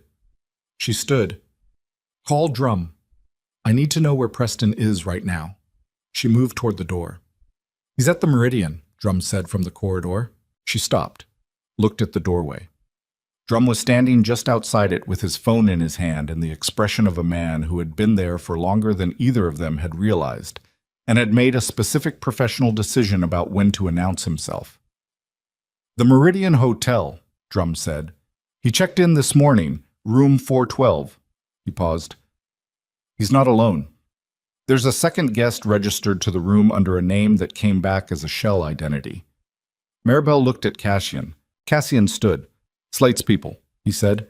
It was not a question. The vehicle in the lot is registered to a logistics company out of Newark with 3 documented connections to Slate's distribution network, Drum said. The room was very still. Preston Vale was in a hotel room with Ronan Slate's people, which meant that whatever Preston had told Maribel on the phone this morning about wanting to cooperate, about being scared, about having information he was willing to trade, that conversation had been happening simultaneously with a different conversation, in a different register, with different people. She had thought Preston was scared enough to flip. Preston was scared enough to accelerate. He's not going to give us the documentation, she said. The anger was still there, but it had changed temperature. Gone back to the cold variety, the useful kind. He called me this morning to find out what we had, not to give us what he had. And now he's with Slate's people, and he's giving them whatever I told him on that call. She had told him they knew about Slate. She had told him they knew about the deposits. She had told him, with the confidence of someone who believed they were operating from the stronger position, that she knew about Ronan Slate, and he had gone directly to Ronan Slate. The charity auction, she said. She looked at Cassian. The Heron Point Foundation benefit. When is it? 4 days, Cassian said. His voice was careful. Slate knows the timeline. He knows you know about the breach. He knows you've warned Helena Marsh. She was thinking fast, and she could feel the shape of it assembling, the kind of cold clarity that arrived when she stopped trying to manage her anger and just let it be fuel. He has 4 days to make a move before the acquisition closes, and Preston just told him that the move needs to happen before you can build a case around the documentation. The auction, Cassian said. He's not going to wait for another opportunity, she said. The auction is public. It's the Foundation's biggest event. If he can create a crisis there, publicly, visibly, it doesn't matter whether the Delaware structure ever comes out. The Foundation's credibility collapses in real time, and the acquisition dies with it. Cassian looked at Drum. Drum looked at Maribel. She understood in that moment that she had just stepped off the edge of something. Not the edge she'd stepped off when she got in the car 2 nights ago, which had been a step she'd taken with reasonable information and clear eyes. This was different. This was the edge that appeared when you were already moving, when you'd committed to the direction and the ground changed under your feet and you were suddenly somewhere you had not planned to be, with a decision to make that was not the decision you'd prepared for. Preston Vale was in a hotel room with Slate's people, and he had her voice on a phone call with enough information to walk Slate directly into the next move. Because she had trusted her read of a scared man. Because she had been good at reading people her whole life, and had been wrong about the person she'd spent 5 years building a life with, wrong in specific ways, that were now sitting in a hotel room across town, making themselves useful to the most dangerous man on the East Coast. She pressed her hands flat against the desk, felt the wood. Solid, old, present. I need to go to that auction, she said. Maribel, Cassian said. His voice carried something she hadn't heard in it before, but not the professional precision, not the stripped honesty. Something that was trying to be careful with her and wasn't sure how. You don't have to, I'm the only one Slate hasn't mapped, she said. Your network, your attorneys, your security, he's had 8 months to map all of it. He doesn't know me. He doesn't know what I know or how I know it or what I'm capable of. She looked up. I'm the variable he hasn't accounted for, which means I'm the only advantage you have left. She held Cassian's gaze, and in his eyes, in that specific quality that was not warmth but lived near it, that she had been trying to name since the rain-slicked street outside the Grand Aurelia Hotel, she saw the thing she had been circling without quite letting herself see it, that he had known this. From the fundraiser to the car, to the contract, to the library, he had known that what she was capable of was something his world could not have produced from inside itself. He had needed someone his world hadn't made. The problem was that his world was now the only world she was standing in. And somewhere across town, in room 412 of the Meridian Hotel, Preston Vale was sitting with Ronan Slate's people, and her voice was on a recording on his phone. And the auction was in 4 days, and everything, the land, the women, the foundation, the things she had not yet decided what to call between herself and the man standing across this desk, everything was going to come. Everything was going to come down to 4 days. That was the number she kept returning to as Drum drove, and the city moved past the darkened windows in its wet November gray. 4 days between now and the Heron Point Foundation benefit at the Aldrich Waterfront Gallery. 4 days in which Ronan Slate had Preston Vale's information, Lyle's breach had already reached Helena Marsh, and the Delaware structure sat in a filing cabinet somewhere like a piece of ammunition nobody had fired yet, but everybody knew was loaded. She sat in the back of the sedan with a legal pad on her knee and wrote things down. Not in any organized structure. She was past organized structure, past the point where a list felt adequate to the situation.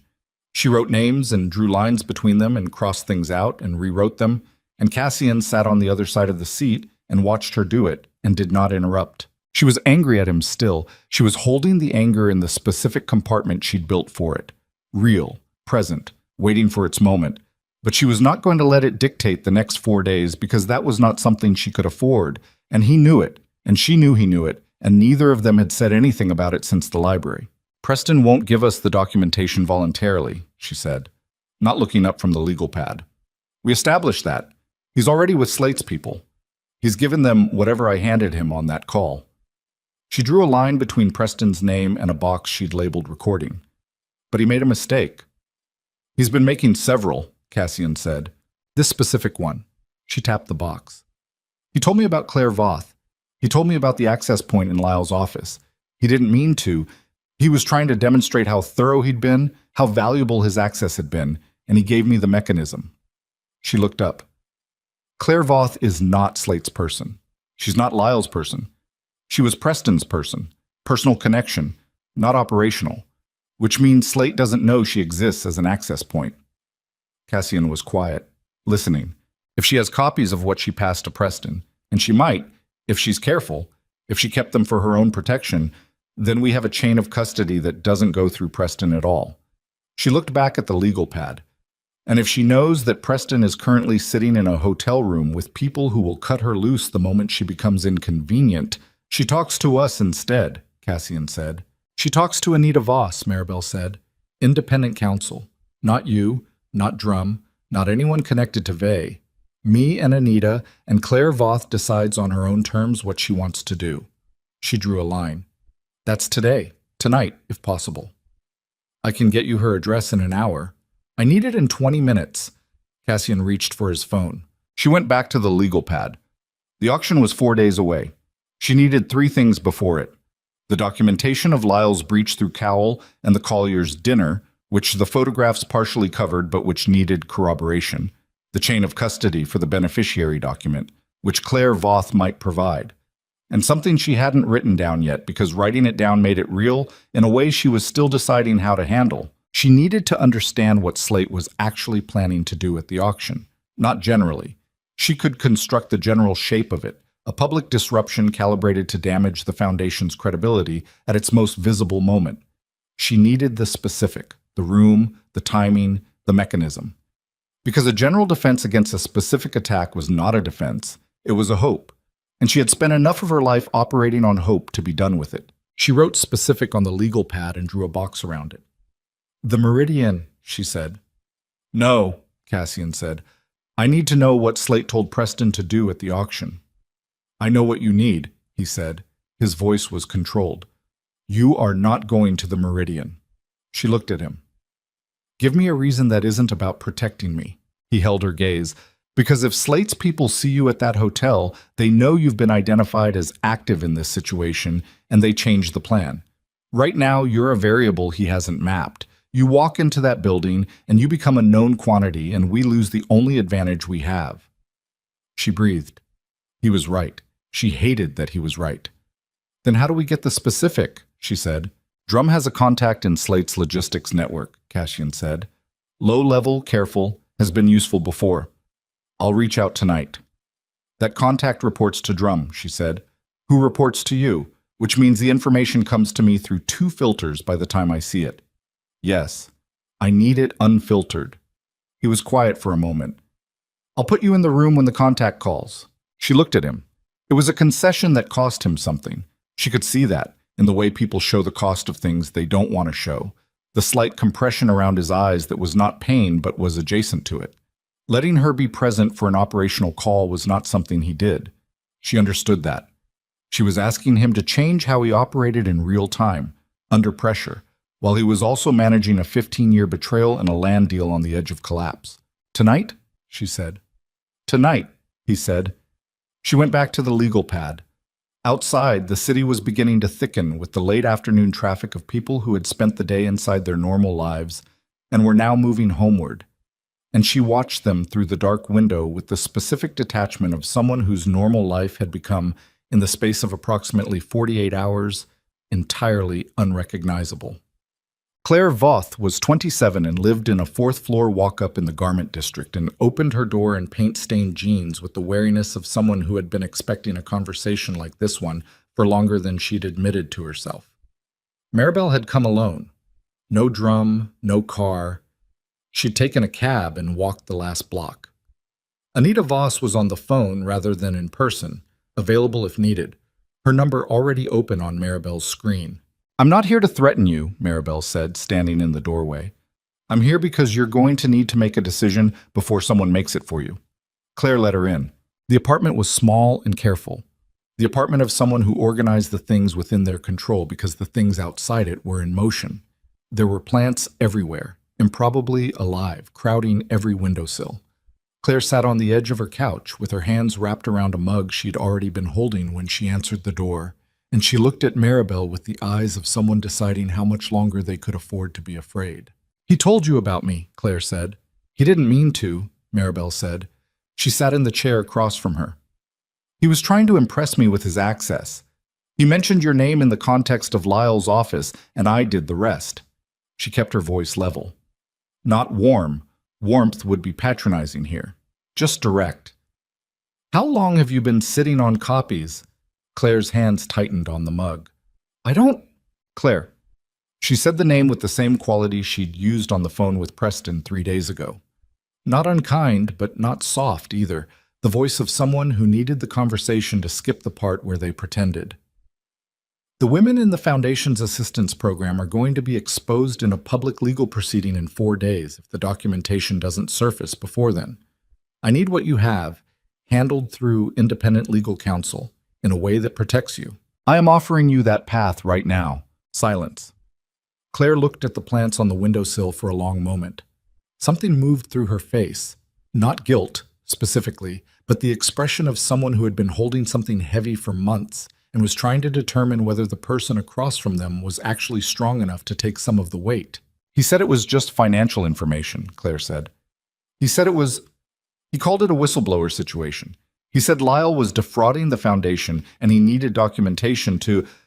I know what he said. He didn't tell me about the program. Her voice had gone tight. He did not tell me there were women's names in what I was... She stopped. I know, Maribel said. And she did. She believed her. It had the specific texture of truth. Not the smooth, constructed variety, but the rough, irregular kind that came with the particular shame of having been used by someone you trusted. She recognized it from the inside. You have copies, Maribel said. Claire looked at her. Then she stood, went to the kitchen, and came back with a manila envelope that she held for a moment before setting it on the coffee table between them. Maribel did not reach for it immediately. She looked at Claire. Call this number, she said, and held out her phone with Anita's contact open. Tell her what you have and how you got it. She'll tell you what your options are. I won't be in that conversation unless you want me to be. Claire looked at the phone. Then she took it. Maribel went to stand by the window while Claire talked, looking down at the street below, at the ordinary movement of a city that didn't know what was happening 4 floors above it. She could hear Claire's voice behind her, quiet at first, then steadier, the voice of someone finding solid ground under their feet. She looked at the plants crowding the windowsill. Improbably alive. She thought, me too. The call with Drum's contact came at 11 that night, in a back room of the estate that she had not been in before. A room that was clearly operational rather than residential, with screens on one wall showing building schematics and a table covered in documents that Drum had swept to one side when she entered. The contact's voice came through a scrambled line, flattened and slightly distorted, and she stood at the table with her legal pad and listened. The plan for the auction was not what she'd expected. It was worse. Slate was not planning a public disruption. He was not planning to file a legal challenge from the floor or produce documents or make a scene. He was planning something quieter and more surgical, a private conversation, in the gallery's back corridor during the event, with two of the foundation's major donors. A conversation in which Slate's representative would present the Delaware structure documents and suggest, privately, that the donors' involvement in the assistance program might become part of the subsequent legal proceedings unless they withdrew their support from the foundation publicly before the acquisition closed. It was a threat dressed as a warning. It was designed to make the donors feel they had a choice when the choice had already been made for them. And the representative Slate was sending was not one of his operational people. It was Preston. Because Preston knew the donors personally. Because Preston had attended the same events, sat at the same tables, worked the same charitable circuits for 5 years with Maribel at his side, and then without her. Because Preston's face in that room would be the face of someone familiar, someone trusted by proximity. And because that familiarity would do half the work before he opened his mouth. She stood at the table after the call ended, and she did not move for a full 30 seconds. Cassian was watching her. "He's going to use his access to me," she said. "Everything those donors know about Preston came through knowing me. Every dinner, every event, every time he was in the room with them." "I know," Cassian said. "He's going to trade on 5 years of my life to—" She stopped. The anger was out of its compartment now. She could feel it everywhere, not hot, not the kind that made you loud. The cold, total kind that settled into your bones and became something structural. "No. Maribel, no." She turned to face him fully. "I am going to be in that gallery. I am going to be in the room before Preston gets to those donors. And I am going to make sure that the last thing Preston Vale is able to trade on in that city is his proximity to me." Cassian looked at her. For once, he did not argue, did not produce the professional calm or the careful counterpoint. He looked at her with that expression she still didn't have a name for, the one that lived in the space between assessment and something warmer, and he said, "Then we have 4 days to make sure you're not walking in alone." She breathed. 4 days, she said. "We'll use them." They used them. Maribel spent the first day with Anita Voss and the documentation Claire Voth had produced. 3 months of copied files, organized with the instinctive carefulness of someone who had known, at some level, that the day would come when she would need them. The chain of custody was clean. The beneficiary document had Claire's copy stamp from Lyle's office on a date 13 days before the Colliers' dinner, which established that Preston had it before Cowell, which dismantled the version of events in which the leak was accidental or operational rather than deliberate and personal. The second day she spent learning the Aldrich Gallery. She walked through it twice, once in the afternoon as a member of the public, once in the evening during a set-up walkthrough that Cassian arranged through the Foundation's event coordinator. She mapped the rooms. She identified the back corridor where Slate's plan was set to unfold. She noted the sight lines, the entry points, the places where a conversation could happen without being seen, and the places where it couldn't. She noted the place on the main floor where she intended to be standing when Preston arrived. The third day she spent with Cassian. Not operational planning. They had done the operational planning, and Drum had his people placed, and the documentation was with Anita and with a journalist Maribel had contacted independently, a woman she'd worked with at a fundraising organization 3 years ago who was careful and thorough and had been waiting for a story with this kind of documentation for longer than Maribel had known it existed. The journalist was not going to publish before the auction. She was going to be present at it. The third day was something else. It was the day she and Cassian sat in the library. The same chairs, the same fire, and had the conversation she'd told him they were going to have. The real one. The one about what the arrangement actually was, and what she was actually doing in it, and what she was going to need from him going forward that was different from the contract's 12 pages. It was not an easy conversation. He was not easy to have it with. He was, she had established, a man who had constructed himself at some point in his past as someone who did not require things from people, who had decided that requiring things was the same as being vulnerable to them, and who had been living inside that construction for long enough that its walls had started to look like permanent landscape. She told him she could see the walls. He was quiet for a long time. Then he said, "I know." She said, "That's not enough." He looked at her. The fire was lower. The grounds outside were dark. "What is?" he said. She thought about it. She had been thinking about it for 3 days, through the legal pad and the gallery walk and the documents and the journalist. Beneath all of it, this question running like a bass note. What does she actually need from this man? And is it something he is capable of? And if it isn't, what does she do with that?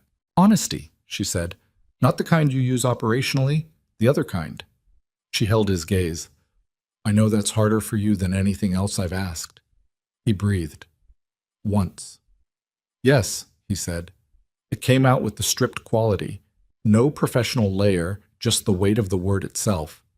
"Work on it," she said. He nodded. It was not a resolution. It was not a promise of one. It was what it was.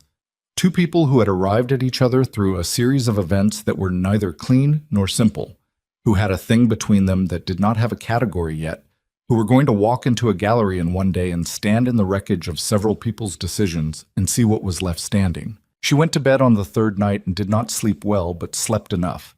And in the morning she dressed in the deep crimson dress she had selected on the first day.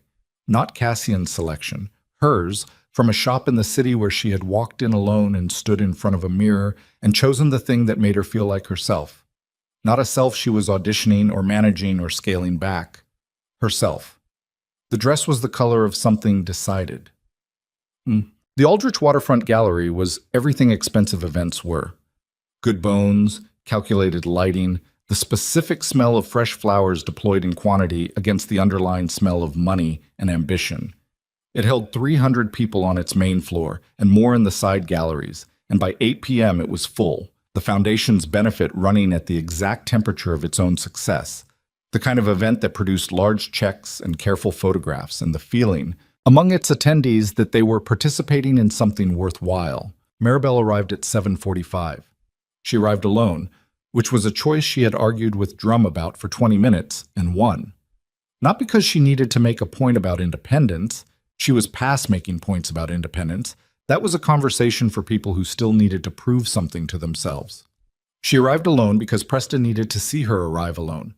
He needed to believe for as long as possible that she was here as a guest rather than as something else. She had barely crossed the threshold when she saw him. He was near the bar on the left side of the main floor, a glass of something amber in his hand, wearing the gray suit she had helped him pick out at a different event in a different life, and he was talking to a man she didn't recognize, 50s, unremarkable, the specific unremarkability of someone who had cultivated it. Not Slate. One of Slate's. Preston saw her. She watched his face do it. The sequence of responses in fast succession. Surprise, recalibration, a flash of something that might have been genuine feeling for a fraction of a second before the management arrived and covered it. He said something brief to the man beside him. The man's eyes moved to her, a quick professional assessment, and then moved away. She moved into the room. She was not going to the bar. She was not going to Preston. She was moving along the right side of the room toward the place she had identified on her second walkthrough, a position near the main gallery's east wall with a clear sight line to the back corridor, to the main entrance, and to the table where she knew the two donors in question were currently seated. She reached the wall. She picked up a glass of water from a passing tray. She looked at the room. It was all here. Everything that had been building since a chandelier at the Grand Aurelia Hotel had thrown its indiscriminate light across 200 people, and one man had decided to use a microphone. Lyle was here somewhere. She had not located him yet, but she would. The donors were here, seated, laughing at something their tablemate had said. The journalist was here, near the entrance with a press credential and a phone she was not visibly holding but which Maribel knew was recording. Drum's people were here, distributed across the room in the way that good security distributed itself. Present everywhere, visible nowhere. And Cassian was here. She found him across the room without looking for him. That was the strange thing. She had not had to scan for him. Her eyes had simply arrived at him the way eyes arrive at a familiar thing without being directed. He was near the Foundation's display, talking to someone she didn't know, and he was wearing the dark suit with no tie, collar open, the same clothes he'd worn in the car on the first night, and he had not yet seen her or was pretending he hadn't, which was itself a kind of message. She turned her attention back to the room. Preston was moving. She tracked him without looking directly at him, peripheral, careful, and she watched him separate from Slate's man and begin to navigate the room with the practiced ease of someone who had spent years working events like this, the specific social fluency of a man who understood that these rooms had their own grammar and had learned to speak it. He was heading toward the donors' table. She was moving before she'd consciously decided to move.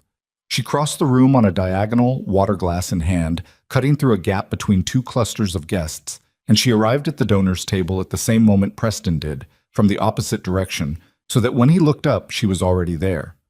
Standing in a deep crimson dress, her shoulders back, her chin level, looking at the two women at the table, not at Preston, with the expression of someone who had come over to say hello to people she knew, which she did, which was the honest truth. She had met them both at 3 different Foundation events over the past 2 years, and they knew her face, if not her full name. "Margaret," she said. To the older of the two, a woman in her 60s with reading glasses pushed up into silver hair. "It's good to see you. I've been meaning to reach out." Margaret looked up with the smile of mild social recognition. "Of course, you were at the conservation dinner in October." "I was." She sat down in the empty chair beside Margaret without being invited, which was another choice, the choice of a woman who had decided some time ago that waiting for an invitation was for doors that were actually closed. She put her water glass on the table. "I actually wanted to talk to you about something, if you have a few minutes." Preston was standing at the table. He had not sat down. He was standing with his amber drink and his gray suit, and his face was doing the thing it did when the management was working hard, the controlled pleasantness of a man recalculating in real time. "Preston," she said, looking up at him.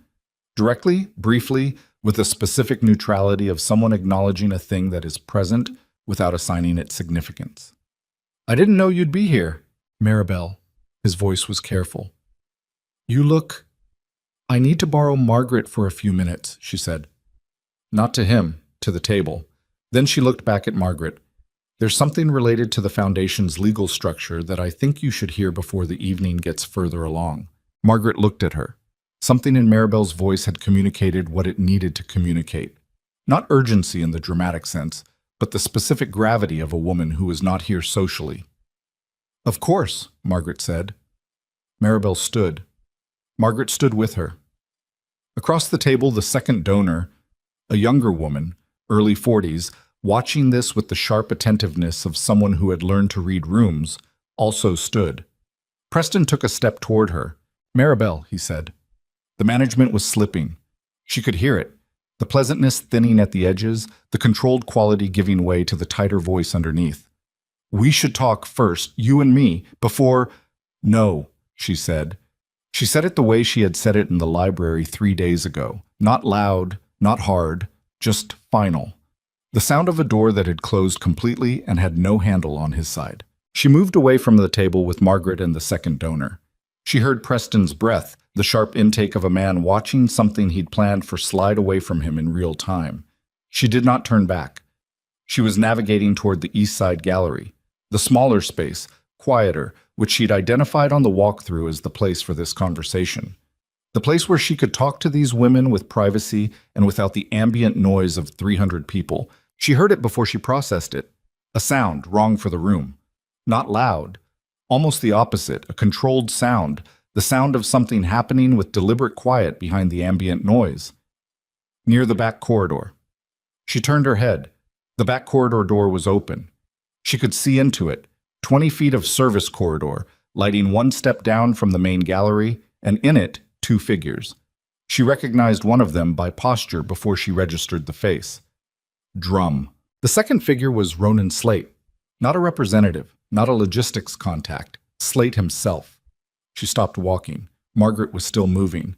Maribel put a hand briefly on her arm and said quietly, "One moment," and she turned fully toward the corridor. Slate had come himself. That was not what Drum's contact had said. The contact had said Preston, had said a representative, had said a quiet conversation with donors, had not said Slate, had not said the corridor, had not said tonight with this specific weight of presence. She felt the hairs on the back of her neck rise. Because Slate being here himself meant the plan was not what she'd been told it was. A man like Ronan Slate did not leave his operational distance to stand in a service corridor at a charity auction unless what was happening here was not the secondary move, but the primary one. She turned to find Cassian. He was already moving toward the corridor. And that was when she saw what Cassian hadn't yet, what he couldn't see from his angle, from the other side of the room. The second man standing in the corridor's shadow, positioned between the corridor and the main gallery's emergency exit, his right hand at his side with the specific stillness of a hand that was not empty. Everything in the room sharpened. The sound of 300 people became very far away. Her heartbeat was in her ears, not fast. She was surprised by this, that her heart rate had not spiked, that her body had gone to the cold, focused place rather than the panicked one, and she was in motion before she'd finished the thought, moving on a diagonal that would put her between Cassian and the exit, between him and the man with the hand that was not empty. She had no plan. She had something better. She had the knowledge that she was the variable nobody had mapped, that she was the woman in the crimson dress who had not been in this world long enough to be anticipated by it, and that she was walking toward the most dangerous moment of her life with nothing but herself. That was what she had. She covered the distance in 8 steps, and she covered it fast enough that the man near the emergency exit did not have time to recalculate. He had been watching Cassian, the known quantity, the anticipated threat, the one his positioning had been designed around.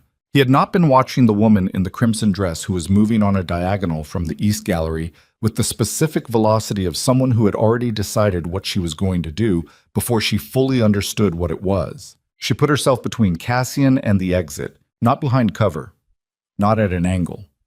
Between, directly, physically, in the open space of the main gallery with the chandelier overhead, and 300 people behind her and the man's hand still at his side and his eyes now on her because she was impossible to ignore. And she held his gaze and she said, loudly enough that the nearest cluster of guests turned, loudly enough that the sound carried above the ambient noise of the event, in a way that could not be walked back or explained away as nothing. His name is Daryl Mitch. He works logistics for Ronan Slate, and he is currently carrying a concealed firearm in a gallery with 300 people. The room changed. Not chaos. Not yet. Not the running and screaming kind, because the words had hit people faster than the understanding of them. And there was a beat of collective suspension. That fraction of a second where 300 people were all processing the same words at the same moment, and none of them had gotten there yet. Mitch moved, not toward her, away. Toward the exit, the calculation of a man who understood that the window had closed, and that exposure was now the primary risk. He hit the emergency exit bar, and the alarm went off, and the sound broke the suspension, and then the room was moving. And in the corridor, Drum had Slate by the arm, and Cassian was already at the exit before it had fully swung open, and she could hear footsteps, and she stood in the place where she had planted herself, and she breathed. Her hands were shaking. She looked at them. Both of them, held out in front of her in the chandelier light, trembling with the specific fine tremor of a body that had held itself together through something and was now, with the immediate threat receding, beginning to process the cost of that. She pressed them flat against her thighs and looked up. Margaret was standing 10 feet away, the second donor beside her, both of them looking at Maribel with expressions she didn't have time to read. The journalist was already moving through the crowd toward the exit, phone up. Around the room, the guests were doing what people do when something frightening has happened in a place designed for safety. Clustering, talking, checking their own reactions against the reactions of the people nearest them. A hand on her arm. She turned. It was not Cassian. It was Drum, who had come back from the corridor with the compressed efficiency of someone who had done what needed to be done and returned to the next task. His face was its usual compact, unreadable surface, but his hand on her arm was careful. The grip of someone steadying rather than directing.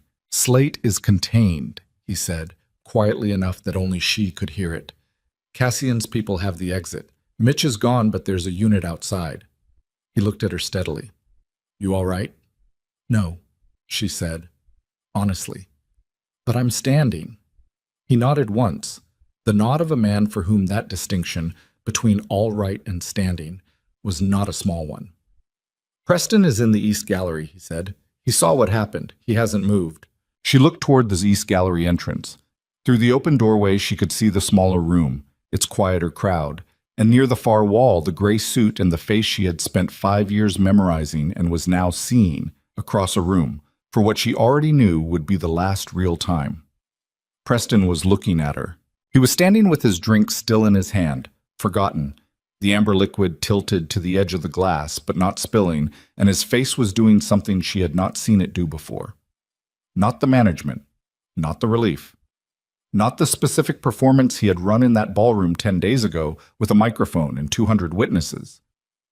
He looked afraid, not of her specifically, of the room, of the shape of what had just happened, of the walls closing in from every direction, of the specific sensation that arrives when a person realizes that the gamble they made has come up against something they did not factor into their calculations.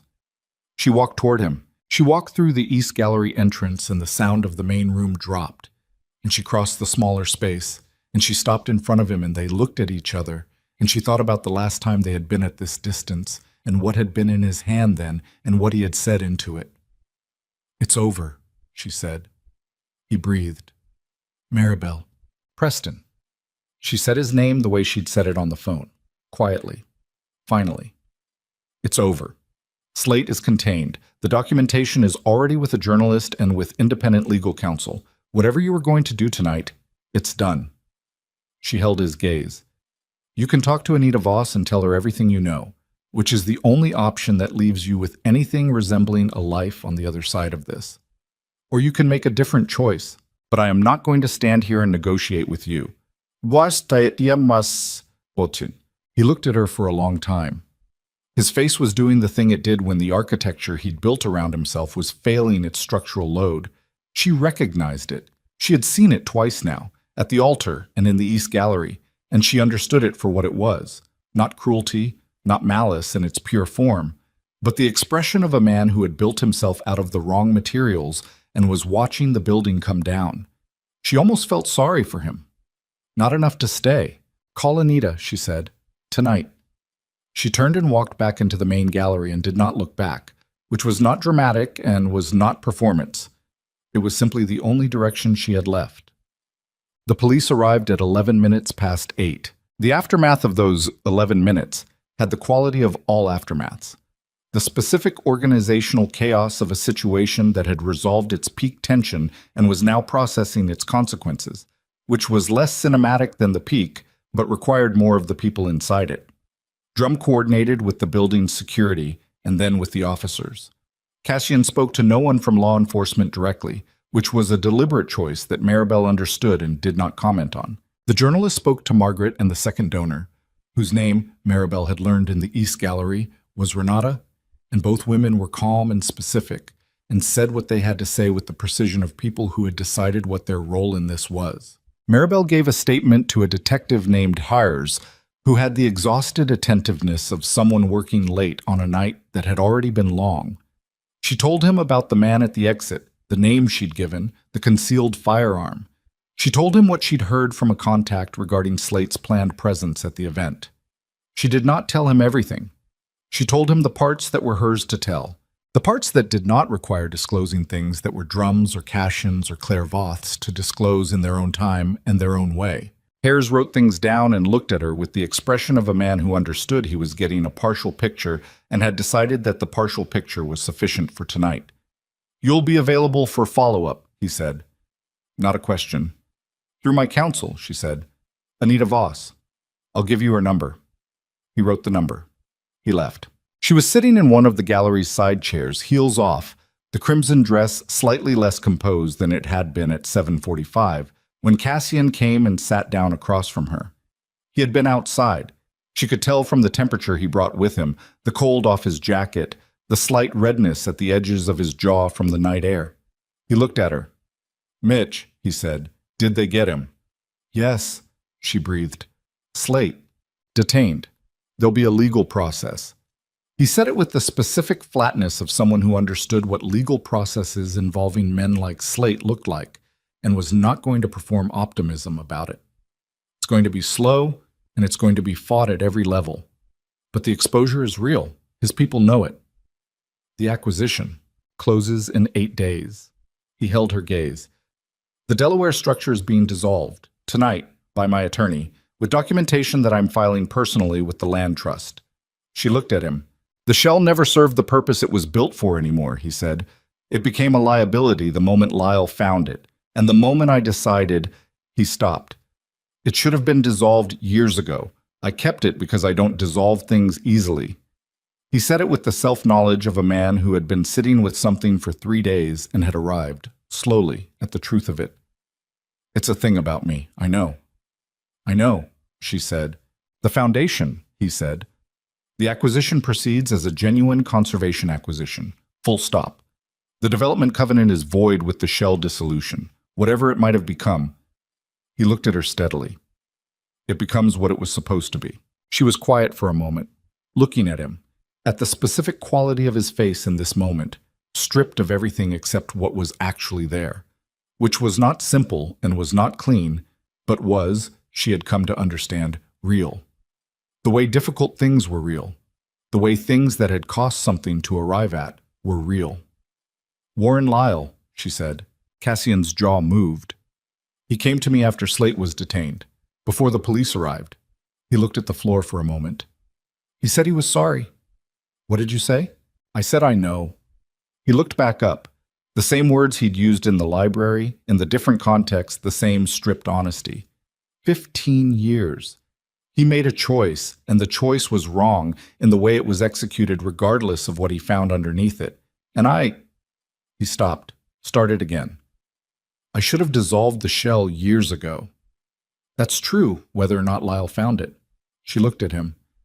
He's resigning from the board, Cassian said. It's the right thing. I didn't ask him to. She nodded. She picked up her heels from the floor beside the chair, held them in one hand, the straps looped over her fingers, and looked at the gallery around them.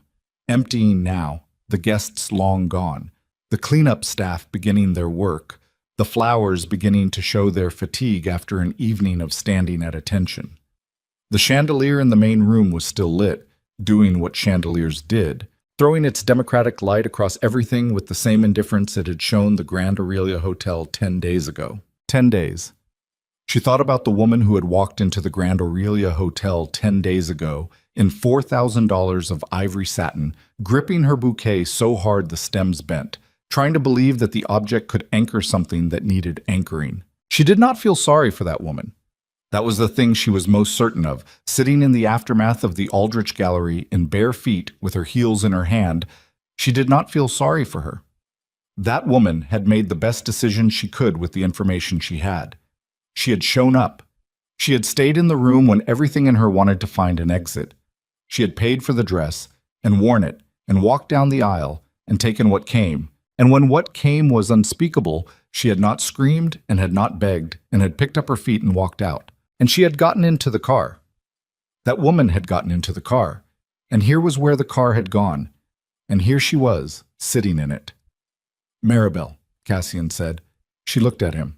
He was watching her with that expression she had finally found a word for, sometime in the last 4 days, in the space between the legal pad and the gallery walkthrough and the third day's conversation in the library.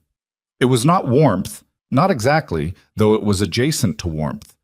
It was the expression of a man who had spent a long time believing that the people around him were variables and had encountered, unexpectedly, someone who declined to be a variable, someone who was instead a constant, the kind of constant you had to keep accounting for, that showed up in every calculation, that you couldn't set aside or subtract out. She had a word for it now.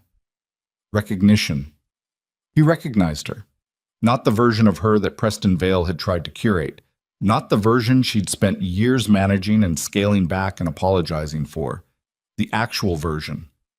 The woman who took up the space she took up and sat in chairs without being invited and ate everything on the tray without apology and put herself between danger and the people she had decided to protect. Tell me one true thing, she said. No strategy, no operational context, one true thing. He held her gaze for a long moment. The gallery was quiet around them. The cleanup staff had moved to the main room. A flower arrangement nearby had finally given up on one of its stems, which had bowed slowly to the table, graceful in its surrender. "I stopped the car because of who you were," he said.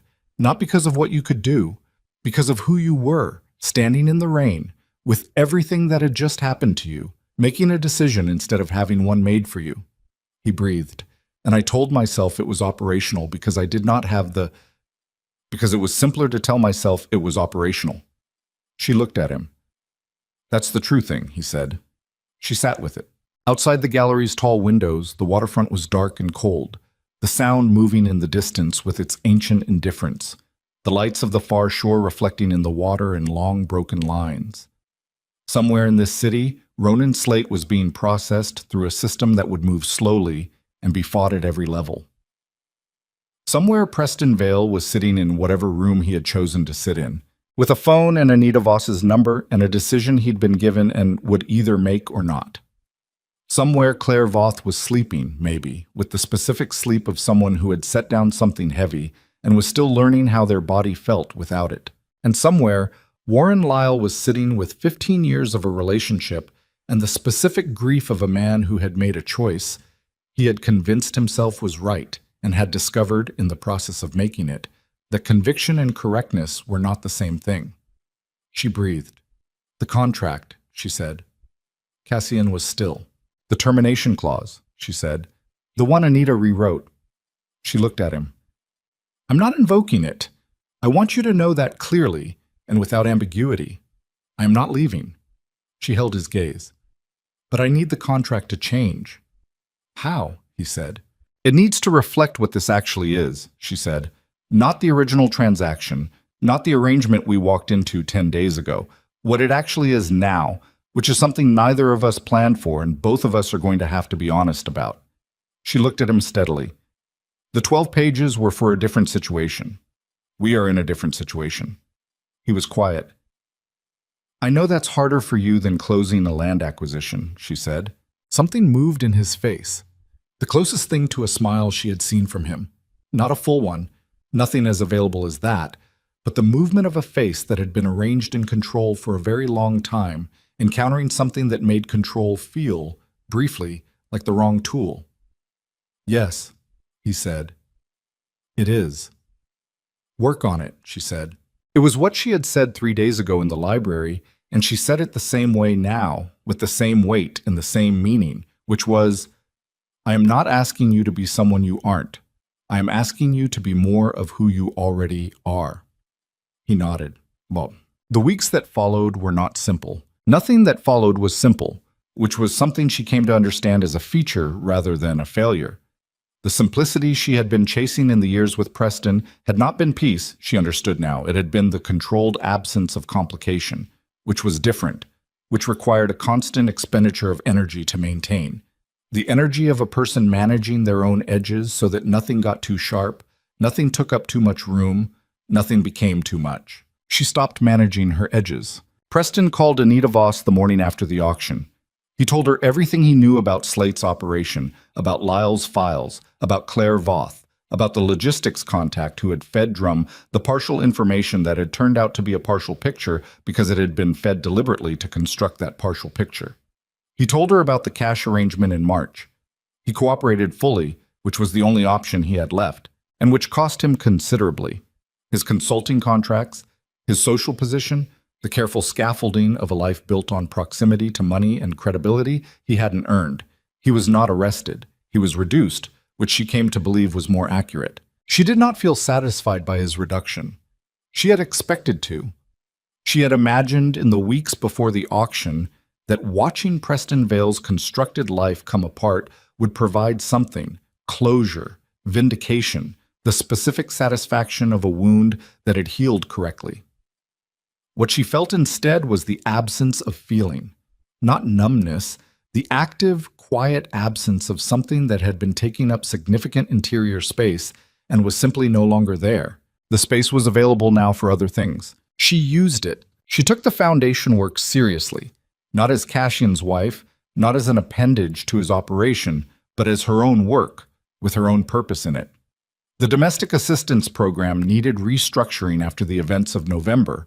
The exposure of the beneficiary list, even without public disclosure, had made the program's privacy architecture inadequate, and she spent 6 weeks working with a legal team to rebuild it from the structural level up. She sat in rooms where people discussed the kind of damage that a name in the wrong document could do to a person who had already been damaged, and she sat in those rooms with the specific seriousness of someone who understood the subject not abstractly, but from the inside out. Margaret and Renata remained foundation donors. They had asked, after the auction, to understand the full picture, not the managed version, not the careful public statement that the foundation's PR produced, but the actual picture. Maribel had told them. All of it, including the Delaware structure and what it had been and what it had become and how it was being resolved. They had listened. They had stayed. She respected them enormously for both. Lyle resigned in December. She saw him once at a function in January, and they did not speak, but he looked at her across a room with the expression of a man who had looked at himself in an honest mirror and had not looked away from what he found there. She did not know what to do with that.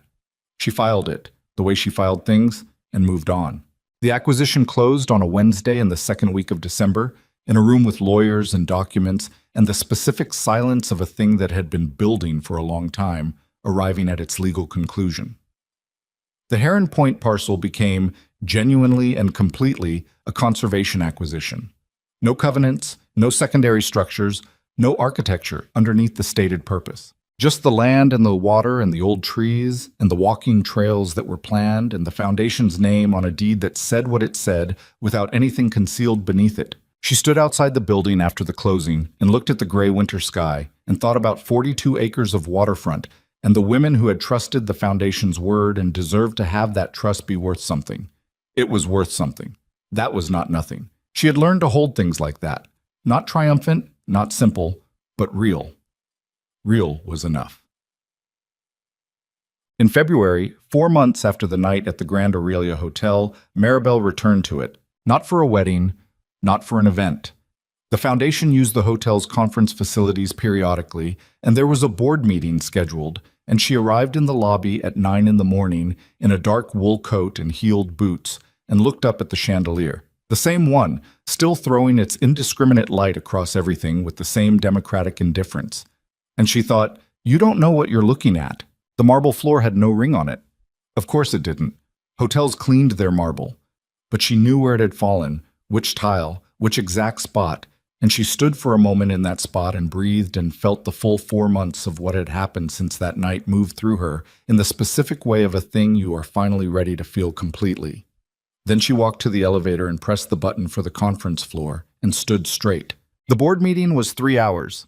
She ran it efficiently, moved through the agenda with the practiced focus of someone who had learned in the last 4 months that she was considerably better at this than she had been given the opportunity to discover.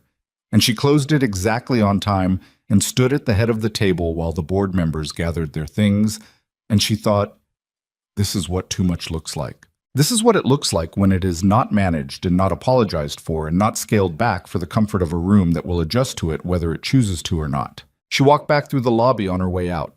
The chandelier. She did not look up at it this time. She walked out through the front door, down the steps where the peonies had scattered in the rain, and into the pale February light. Cassian was at the bottom of the steps. He was not there as theater. She knew him well enough now to know the difference between gesture and presence. And this was presence. The simple fact of a man who had checked her schedule and decided to be where she was. Not to manage anything or escort anything, just to be there.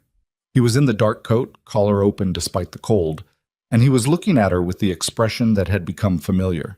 The recognition, the recalibrated assessment, the thing underneath it that was warmer than he knew how to name, but was no longer something he was refusing to show. How was it? He said. Good, she said. She reached the bottom of the steps and stood in front of him. It was good. He held out his hand. It was a simple thing. An open hand, offered without ceremony, without anything attached to it in the way of performance or statement.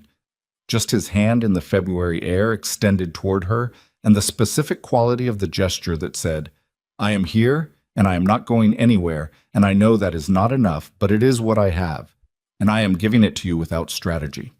She looked at his hand. She thought about 10 days ago, about 4 months ago, About the ring falling through the air and the sound it made on the marble and the rain and the car and the library and the corridor and the gallery and the crimson dress. She thought about the women in the program and the 42 acres of waterfront and the old trees and the honest deed. She thought about what she had eaten for breakfast that morning without apologizing for it. She thought about the space that had opened up inside her when she stopped managing her edges, and what she had put in it, and how it felt to have things in it that were actually hers. She thought about the word too much and the specific quiet death of its power over her. Then she took his hand, not because she needed it, not because she was being rescued, not because the story required it, not because standing at the bottom of the steps of the Grand Aurelia Hotel in February required a symmetry with the night that had started everything. She took it because she chose to take it, because the choosing was the point, and had always been the point, and because the man whose hand it was had done the slow, uncomfortable work of becoming someone whose hand was worth taking. They stood there for a moment at the bottom of the steps. Around them, the city moved in its ordinary February way. People with their ordinary destinations and their ordinary purposes. The traffic and the cold and the sound of the harbor somewhere behind the buildings, and the pale light doing what winter light did, hitting everything at a low angle that made even familiar things cast long shadows. "Come on," she said. They walked. Not back into the hotel, not into the car. They walked together into the street, and the city received them the way cities receive everyone, without ceremony, without recognition, with the vast democratic indifference of a place that has seen everything and is still here regardless. She had been abandoned at the altar for being too much. She had returned as herself, fully, without apology, without architecture designed to make herself smaller.